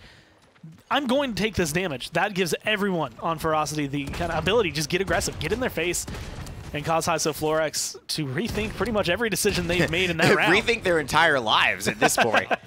What have we done wrong? How could we have deserved What this? have I done to lead up to me having to play against Skye and not lose and get 4-0'd? I mean, that's what it's looking like. Gore, yeah. it is under 6 minutes. That last game on Frog Isle, of all places, took about 20. This on Bright Marsh is taking about 6. And it's the team with Skye that's doing the thing. I mean, I love this play, and you want to bring something like that into a really nice set where you have maybe not a lot going on in terms of winning or qualifying, but you want to win in general, then, hey, man, Skye picks. That's one of the ways to do it. And, you know, if I'm remembering conversations we've had in the past, this is a map that we've talked about being kind of meant for the Vivians, the Skies, the Victors, like the people that you typically wouldn't see as often. So this map actually, with the map designer's intention, was to design it so that Firefight, Victors, Skies, and Vivians, you're right, could be successful here. And that is what these narrow corridors are about. That's what it's so close from backline to front line. And as we're seeing, the designer's intentions have clearly paid off. Almost got away, though. I can't believe it's going to be 4-0. I can't believe this. I mean, but that damage in just that amount of time, that's the reason, like, we actually saw it. The reason it came out, we would see a couple of flexes around front lines and trying to deal with them. On Stone Keep, where we saw Skye earlier this morning, did not quite click the way that you're seeing it click here. This is definitely working so much better for Kerfluffle. Finally killed him. And that was, what, 13, 14, 15 streak? Somewhere up there. Still has the Time Bomb. And it was above. I mean, maybe even above that Gore. It was insane. And finally, Sigma getting back onto it. From Androxus to Vivian, who really hasn't had an impact. That is a tough one. And again, Rain, with the dome shields, I just don't get. I mean, I like that you're buying time, but I just don't know. I just don't know. But he maintains this area, and that's a good thing about it. He does hold this spot and doesn't get fully zoned all the way back on Brightmarsh, so he gives his team a chance. And he also saves his streak, which is something he may have been thinking about. Really nice shield from ASDF Master, but where is Kerfluffle? Because he's going to start to take advantage of these low health front lines. That is just a still Fernando who is going to get hit with poison bolts very, very soon. And Rain cleans him up with a nice shot from the blunderbuss. Toa getting low as well. Solar Blessing, how much can it do? And Toa pushing the back line. It seems like this could still go the way of Ferocity to push this 4-0 against Isoflorex. Doing whatever they can, but you are face-to-face with an Inara if you are Time Rain. bomb. 20 streak, Time Bomb coming through, though. A lot of damage, Immortal here for Rain, but Kerfluffle's doing the work from the back line. That's a double kill that matters. Oh, they still have a Makoa. I forgot about him. I forgot that they had that guy. He's pretty good. He might be able to do something, but with a Solar Blessing missing, maybe that opportunity has risen. He didn't have the Ancient Rage, and they also didn't have the Dome Shield to play around. It's kind of the chicken or the egg conversation, though, because maybe they wouldn't have been there to contest as well if he had not used the Dome Shield. But if he did have the opportunity to have that, it would have been a little bit more effective. And finally, we see a defense here, 3-1. Poison not quite content with going down to this Sky, but it's looking pretty inevitable here. 4-3 and 14. So a lot of those streaks that you've been seeing burn there for Kerfluffle has been assists, which admittedly is what you need, right? Yeah, Again, this is support. When you're looking at the damage duo, Kerfluffle is doing 98% of their health. You have to do 2% if you're Poison here. So just clean up a little bit. That's where Rain and Poison come into this. Just find one shot. Even Pyrus can get your name in there. You know what? This is it. Waze and ASDF Master, they bought the Illuminate, and they're at Illuminate too. And you know what? Mad respect to these guys. There's two things that this game really reminds me of, Gore, is a lot of damage is coming through. It's just a lot of people do not want to give respect to buy Illuminate. It just means that you've lost, right? It means that you actually care about killing the Sky when Sky is considered a meme. But I'm all about getting your W's, man. If Sky's a problem, just make her not a problem. Make it a 5v4 because she is literally doing nothing to you. But all of a sudden, Ferocity, they use that Sky as bait. They tell him to come here, and all of a sudden, Isoflorex are looped around, no points on the objective, and nobody standing at the end of the day. That is one of those moments where you invest in the Sky, you try to kill off the Sky, and then you remember that there's also a Cassie, a Makoa, and a Barrack on the other side that you have to deal with. Toa eating so much damage just trying to get back around to the point. 75% picked up there for Ferocity, but you lose Poison, and that's a good start for Isoflorex to try and come in and scoop this up with the comeback mechanic. I mean, they all might have backed off, and Poison knew, but I think he kind of bought off a little bit more than he could chew in that moment. Kerfluffle here, though, playing these angles really well. And again, this backline Sky, they're just using him off the hook and the poison bolts, and it usually results in a kill. And there's another one. And now they've got the 5v4. And I mean, it's really, really smart. I mean, who can really survive a full debilitate poison bolts burst and a Makoa hook and shot afterwards and make it out to tell the tale? I don't know. I mean, name a champion, Gore. I don't know. I can't think of one coming through. Oh, Isoflorex step God. in time, and they take the point. 3 kills, 4 kills on either side. Almost enough to tie it up. 1-for-1 trades all around. But Isoflorex get what they want, and that is a longer game. You know what, man? I think this is just such a falling asleep at the wheel kind of moment. I mean, you got it. You got him. It's a 4-0. And you let it go, and now they're starting to get their Illuminates on. You don't want to, don't jinx it. Just get the win. Unfortunate to see here, but Isoflorex finally making a comeback. I mean, they want to end this set. Let's not forget that, ladies and gentlemen. If they can push this through, tie it up, and obviously win next round, that would mean they have a chance and will inevitably close out this set. Although both these teams not going to the qualifiers still, they're really fighting for prestige, I suppose. And being able to come through, I think Isoflorex is the one team currently in North America that has not gotten a set win. Ferocity, I think, has one. This could be their number 2. But Isoflorex has not had that fortune just yet. If they can find it here, then they can feel very confident about themselves, especially going into the future. This is the kind of team that you want to be able to say, looking at 2019, we can stick together. There's quite a few months that you can spend grinding, practicing, and just getting to the point where you could beat the likes of Bud Big Ego. Right. And then you know what? Here's the thing. there really are the very small differences between the best and the mediocre. I mean, and it's very, very hard to call a team like this. These guys are incredible. They beat you any day. But when you talk about the best, when you talk about Na'Vi, you know, they are mediocre in that comparison. And the only reason is not because of what they're doing. They're playing the same champions, hitting the same shots. It's how they do it and how fast, how clear the communication is. It's the hesitation. It's sometimes the dome shields that make you say, why was that dome shield there, and have to figure it out. And that's not something that on a team like a Na'Vi you ever ask, right? You don't say, oh, why? That doesn't make any sense. And I think that great points for these two teams who are battling it out, putting on a show for the audience as well, knowing that they're going to get viewed here, bringing out the sky on Bright Marsh. I'm a big fan of this score. If you know your games don't matter in terms of qualification, at least make them matter in terms of viewer enjoyment and also your own enjoyment, and figure out some of the things that can be better. And now Florex are potentially pushing it in overtime. All they need is to tie this up without using as many ults as they can. If they can hold on to just a few of them, then going into the next round, they're going to be able to hold that. Force out Ferocity. Dome Shield does come down. Dome Shield doesn't matter because Rain is gone, and now Time Bomb forced to be used from Kerfluffle. Yeah, and I mean, maybe just panicking here a little bit. I think it's okay to have it. I think it's really okay to have a 3-3. I mean, why does the comeback mechanic be any more of a factor than it needs to be? But you know what? They're going to use the Time Bomb. And you know, that's an okay ultimate. I mean, that really is a fine ultimate to use. They also use the Dome Shield. And that's one of those where you maybe hope to have on your objective, but still gets the defense done. Pyrus on the Makoa. I mean, what a silent game, and what an interesting day where we have this kind of Makoa finally let off the leash out of the ban phase. Go 13-4-20 and still not get probably the main stage type performance. But Pyrus has been instrumental in Kerfluffle's success. And there's been so many moments that are at the tail end of it.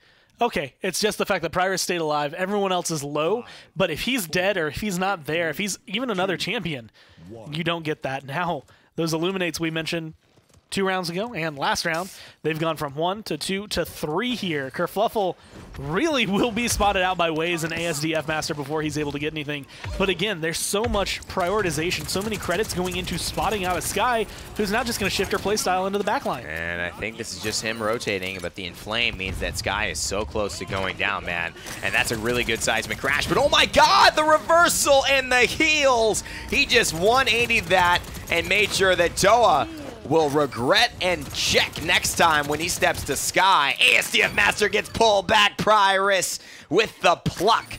And it's now Florex falling back, but they do, in their credit, fall back. They have a chance. They have comeback mechanic. Ferocity now trying to hold on and win this game.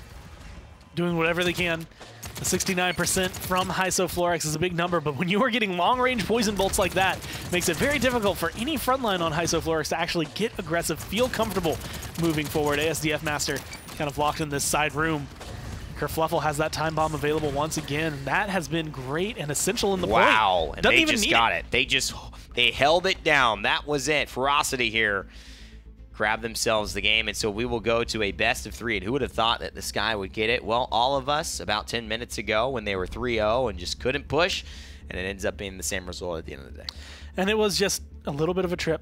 Nice one defense coming through and then one capture, kind of pausing their game for them, but still Kerfluffle, again, changes his playstyle. You look at the Illuminates and he's like, well, I guess I can't get in your face anymore. I'll just sit back here and do the same thing. Yeah, and I think he's been really good at just, even from the beginning, playing that kind of patient Sky. And Splitstone Quarry will be the last map here. And it's one of those that could last a while, but the NAPGS will be concluding after this, and who is going to take the victory? It's really been a fun show. The Blaster bands have gotten us a Sky. The Sniper bands have gotten us a crazy Androxus. What will we see here? It's the Sniper and the Blaster bands. Oh, I was like, what is that going to do? Summon down, summon Dredge? Makoa, Khan, Drogos, Inara, all available. Androxus, though, is going to take precedence for Florex over all of them. Khan going to come in second there, but still. Let's see if he's that dominant. If it's the same. Let's just see. I mean, he's been been consistently banned, and that I feel like he lives over there. That's Khan's house, where Strix is at. Strix is house sitting for Khan right now. And let's just see what the impact is. I'm really curious because you know, they've got all the champions you'd say, let's pair them with, right? You know, you have your Androxus, your Drogos. You have this kind of huge Solar Blessing Beam from Furia, and you're aiming for that damage amp and that CC immunity from Firing Line. You know, I wouldn't mind Isoflorix closing out with like an Ashe, something like that. Even a Barrack, I guess, at this point, although he definitely falls a little bit lower on my list. Shaolin, when I came in today, was the first champion I said I wanted to see. That's because Try didn't have run it in the past. I don't know about Ferocity, but I'm excited to see it. You know, this is going to be an interesting game here. I mean, a lot of deadly threats on the side of Isoflorix, but Ferocity, they bringing out the Shaolin. Now, one of the things about Shaolin, Gormizer, why were you so excited to see this man selected for today? Well, what got your blood flowing? My initial thoughts, and it's something that Trident did last week, actually. They won a game against Kango with it. And it's because they went for a recurve Shaolin on Serpent Beach. Talk to me. And the only reason I like that a little bit more than I like Explosive Arrows, because it still gives you that ability to stun. And you just kind of have to play them differently. And I feel like this is where we might see this change come through. Rain here isn't going for the flanks that we've seen out of Shaolin. He's not going to be sitting and living in your back line. He is going to be maybe playing a little bit more like the Cassie. A lot more burst damage, especially with the Explosive Arrow available. Not as many spots to stun on this map. Yeah, but you can push him back into that grinder if you get the right spot, or the lava on the other side. Switched. So switch to recurve. Let's see the loadout here as well as we take a look at what Rain is pulling here. Wanderlust 5, Bullseye 3, Shimmer 3, Mirage 3, Quicksand 1. Already working good, man. You just get that damage amp. Recurve is a really nice boon for Shaolin. And now the Desert Shadow is just not overshadowing all of the other talents. You see the impact coming and Rain. Oh, man, he don't stop. And again, you're looking at the damage he's going to be able to have, finding stuns, shooting faster. That affects his ult as well. So when he's shooting faster here, whenever he pops that heat haze, he is going to be hitting so many arrows. And that's where I think it comes through. This time you're not going to get to see the combo, but I saw it with a Furia the first time, and an inflamed heat haze Shaolin with recurve is one of the deadliest and scariest things in Paladins.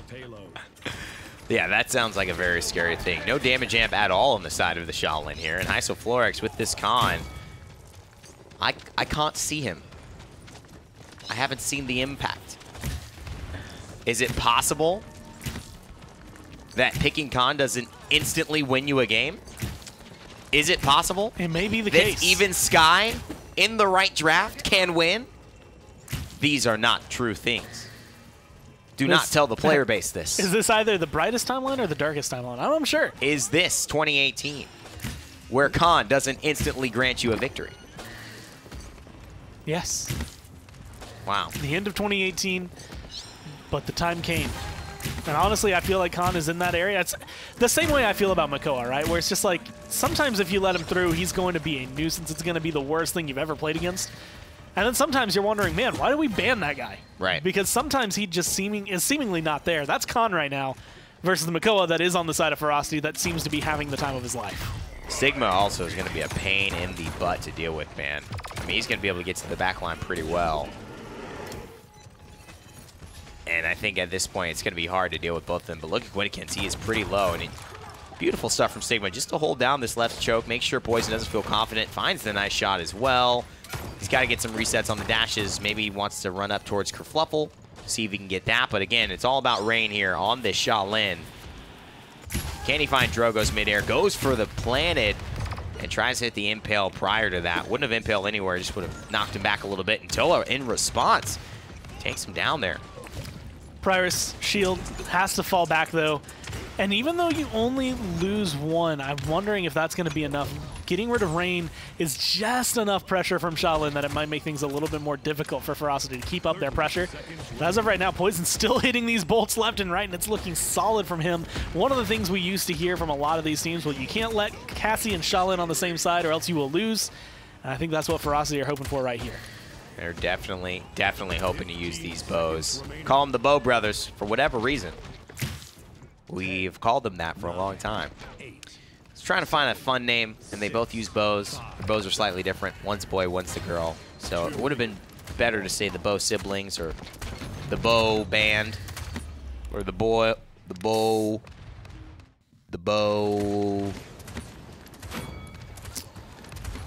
But I don't know. That's why Brothers just was like, it's alliteration. It sounds fine. It's easy to remember. Similar to Ball and Berry. You've got the alliteration. Man, the double B alliteration. Top tier. Top tier alliteration. Like is ba. Like, what's better? I think it's the impact of when you say, like, Ballin' Berry or right? Bo Brother. Like, it's just bam. Like Duncan Dave. Like, that's pretty cool. Like Sly Steve. That's all right, you know? 5, 4. I just think that the B is a pretty... It's a good letter. Pretty dang good. That's why Ba is winning That's in North America. Oh, my God. This is... I think the Illuminati confirmed. Ba, most OP. They chose the best letter. Phoneme. And that gives them exactly what they need in terms of success. Nice stuff as well. Poison holding the right side. Shaolin holding down the left. Stigma, though, ends up helping to look, I think, apply some pressure. And he finds Rain in that process. I told you this Xandrox is going to be a problem. It's just a matter of how well they can solve it. Primer's taking a couple of shots. Headshots would really be detrimental here. He's going to get thrown into lava. And that's an instant kill. So Waze finds him, and that's the overpower they didn't want to play around. And that is something to note. He did not have that early in round 1. Kerfluffle has the seismic crash. Hasn't been able to use it yet. Ferocity still waiting for Primus to get back after he was thrown into that hot magma. Just realized Hysoflorix had both of the map hazard ultimates. You have the Torvald that's trying to push you in, but it's not going to work right there. And now you get the stun on the other side. You're looking as Kerfluffle to be making plays, not only to stay alive, but set up your team for some kills. And here's Khan trying to go through it. He has a nice commander's grab. Look at that. Kerfluffle now in the hot zone, and Waze looking to continue dominating Rain, not even looking at him. And I think that just shows you where the problems lie. It seems like Hysoflorix, in their hopes of trying to recapture this objective, have maybe tunnel vision even more than Ferocity have. And at this point, with a disengage like that, not going to make it out alive with this objective. Looking for where the damage is coming from. Toa eats a ton just peeking over, trying to get a salvo, just something cheeky to get something out of that point capture. But it's not going to work for them. Nice moves. And it's not going to work for Hysoflorix's Ferocity. Read them like a book, deal with the con, although maybe not in the way they had planned to. The Planted definitely not going, I think, where they had initially wanted it. But either way, this team, so far on Ferocity, is showing why they are right above Hysoflorix. And on this defense, man, Stigma, again, it's so hard for them to deal with.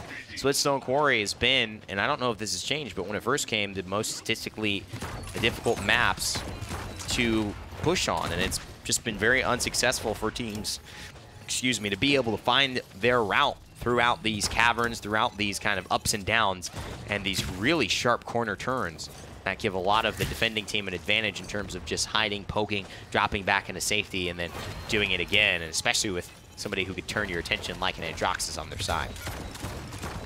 If Stigma can just keep up that kind of shots, headshot, headshot, headshot, right? That's setting him up. He finds Rain, no problem. If you can do that to Poison too, then you are setting yourself up. Toa comes in with the Dragon Punch. And I know that Cassie can be annoying, but I mean, my God, man. That may be a little overkill. She was dead to rights. She's just a girl with a bow. You don't have to Dragon Punch her in the face. Feels like we've lost all our manners nowadays in society, Gore. Even dragons. Even dragons. Even dragons. Out here. What can you do? Cassie. The world we live in. The world we live in. Dragons punching people in the face. There's a better way to communicate. Don't I know it? And look at that. Androx is trying to do his own version of a Dragon Punch. Gives him more flight than the Dragon, to be honest, when he does it. Not as deadly, but some of the resulting damage that he can do as, you know, after that can be, depending on the player. Sigma's been piloting it quite well today. 18 seconds now for Ferocity. They finally rounded this corner, pushed Stigma back. If they can just catch the reversal, that would be huge. But it looks like they ended up catching the old man there. SDF Master, the Torvald falls. And now this could be trouble. 5 seconds left until overtime, but you can see Voss sitting on the point as of right now. The payload as of right now. Headshots are good. Stigma gets pulled in. Can you kill him off? That is the kill you needed. Way's falling right before him as well, so you get rid of probably the 2 bigger threats immediately. Now you need to deal with the Jogos. You need to keep everyone locked down. If Toa can find a couple of kills, then it might change everything, but he's forced back into the base. I think this is going to be it. I mean, that's a great push. They're going to have to look at overpowers, but I don't know. This uphill high ground advantage is so good and great combustible there. It just gives them maybe half a second, but sometimes that's all you need to make the difference. Toa, though, is definitely under the microscope of Rain's Candy Cane Pain, one of my favorite skins for the bow. And they're going to push this one 3-1, 2-0 on that one, and now they have a chance to close out this set. From Sky to living on high, Ferocity could be making a big statement here with the Shaolin in their final game. It does depend on Isoflorax, how they approach this fight. Overpowered available, Hyper Beam available, so both of those in the right circumstance can find a hazard kill. And I mean, you're looking at a way to get rid of Pyrus immediately. Both of those are set up in a good way. Kerfluffle, not as easy, because once he activates that Mother's Grace comes into effect, and he just shrugs it off. So you have to be very careful with your targets here if you're Isoflorax.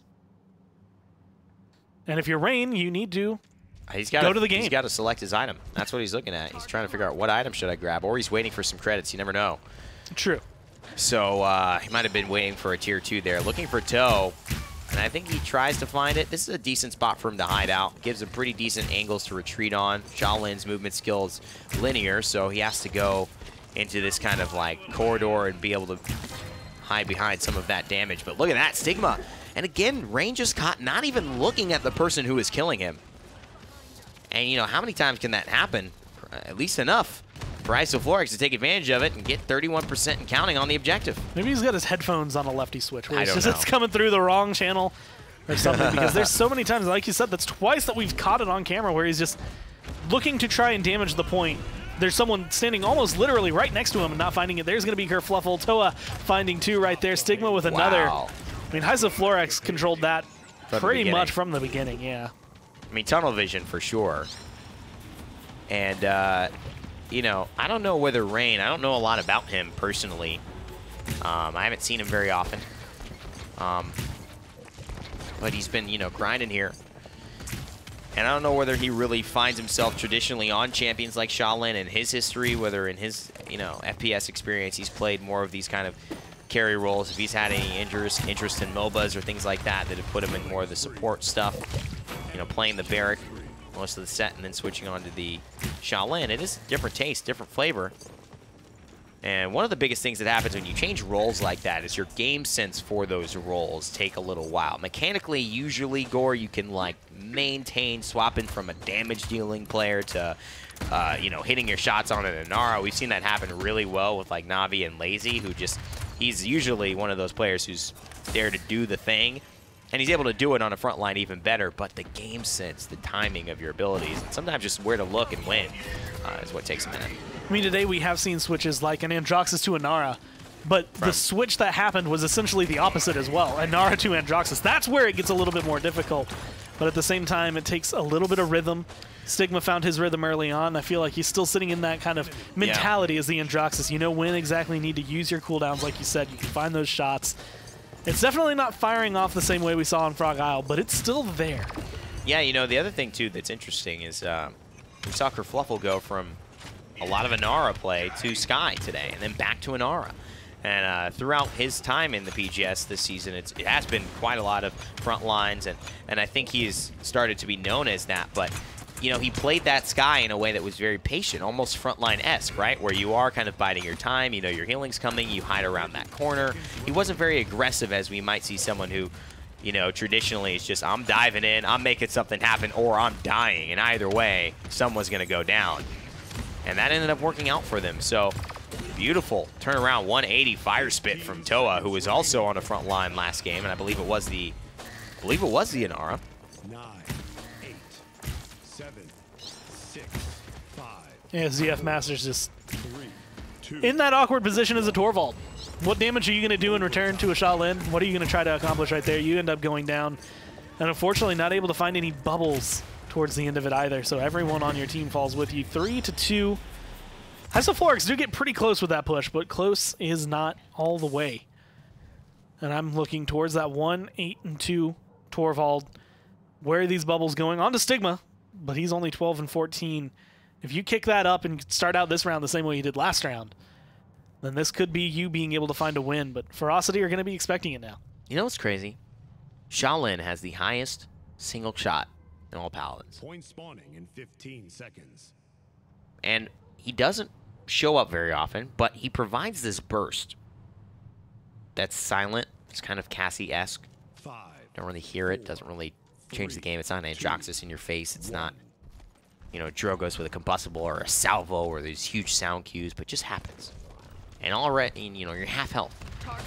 I mean, he literally, one shot is like 55% of Koga's entire health bar. And unfortunately, Toa knows that one punch is 100% of anybody's health bar that he connects with, and that's going to be Rain this time around. And Stigma just, man, taking advantage of that. I'll say, if Isoflorix didn't have so many good ways of killing front lines, I'd be upset about where these Dragon Punches have been going, but it's because they have so many ways to kill off the front lines, they don't have to worry about it. Stigma does start out well, but doesn't get all the way. Kerfuffle ends up landing it now, turns it around, the shots are ready, and the team's following up. I think that was just an immediate earthen guard to become CC immune, and he might even have some CC reduction cards, or he could have immediately just gone into the seismic crash. I'm actually not sure. Insurmountable. Yeah, so insurmountable meant that he wasn't thrown very far, and so that really reduces not the time that Khan holds you, but the ability for him to push you away. It was either earthen guard and then immediately into the seismic crash, or he just went seismic crash right afterwards. And that was a beautiful play there to turn it around and get control back for Ferocity. Almost goes through all of that as well, but does end up going down. Toa being able to find the kill, but now putting pressure onto the rest of Isoflorix coming around the side. Rain, this is a beautiful angle, going to be able to find one. Almost get some good damage onto Gwynnekins in the back, but not enough to really find through. Now you're boxing Androxus again. Can you win it the second time around? The answer is no. And now you've got a damage dealer in a front line versus a support in a front line. Oh, make that 2 front lines. I think it's going to be all Ferocity here, ladies and gentlemen. It was close, but you never know. Wait a second. Dragon Punch going to take one away. I think Toa's going to get it. He finds the Inara now. What can Toa do here? He does punch Pyrus with that combustible, and old Granddaddy Torvald realizes that his time has come to an end. Ferocity grab this last game of the North American PGS for this year, and it's going to be a fun one on Splitstone. It was really well fought. I like the fact that we got to see Shaolin come through, although I will say there were some moments that were a little iffy as to whether or not you were looking where you needed to be.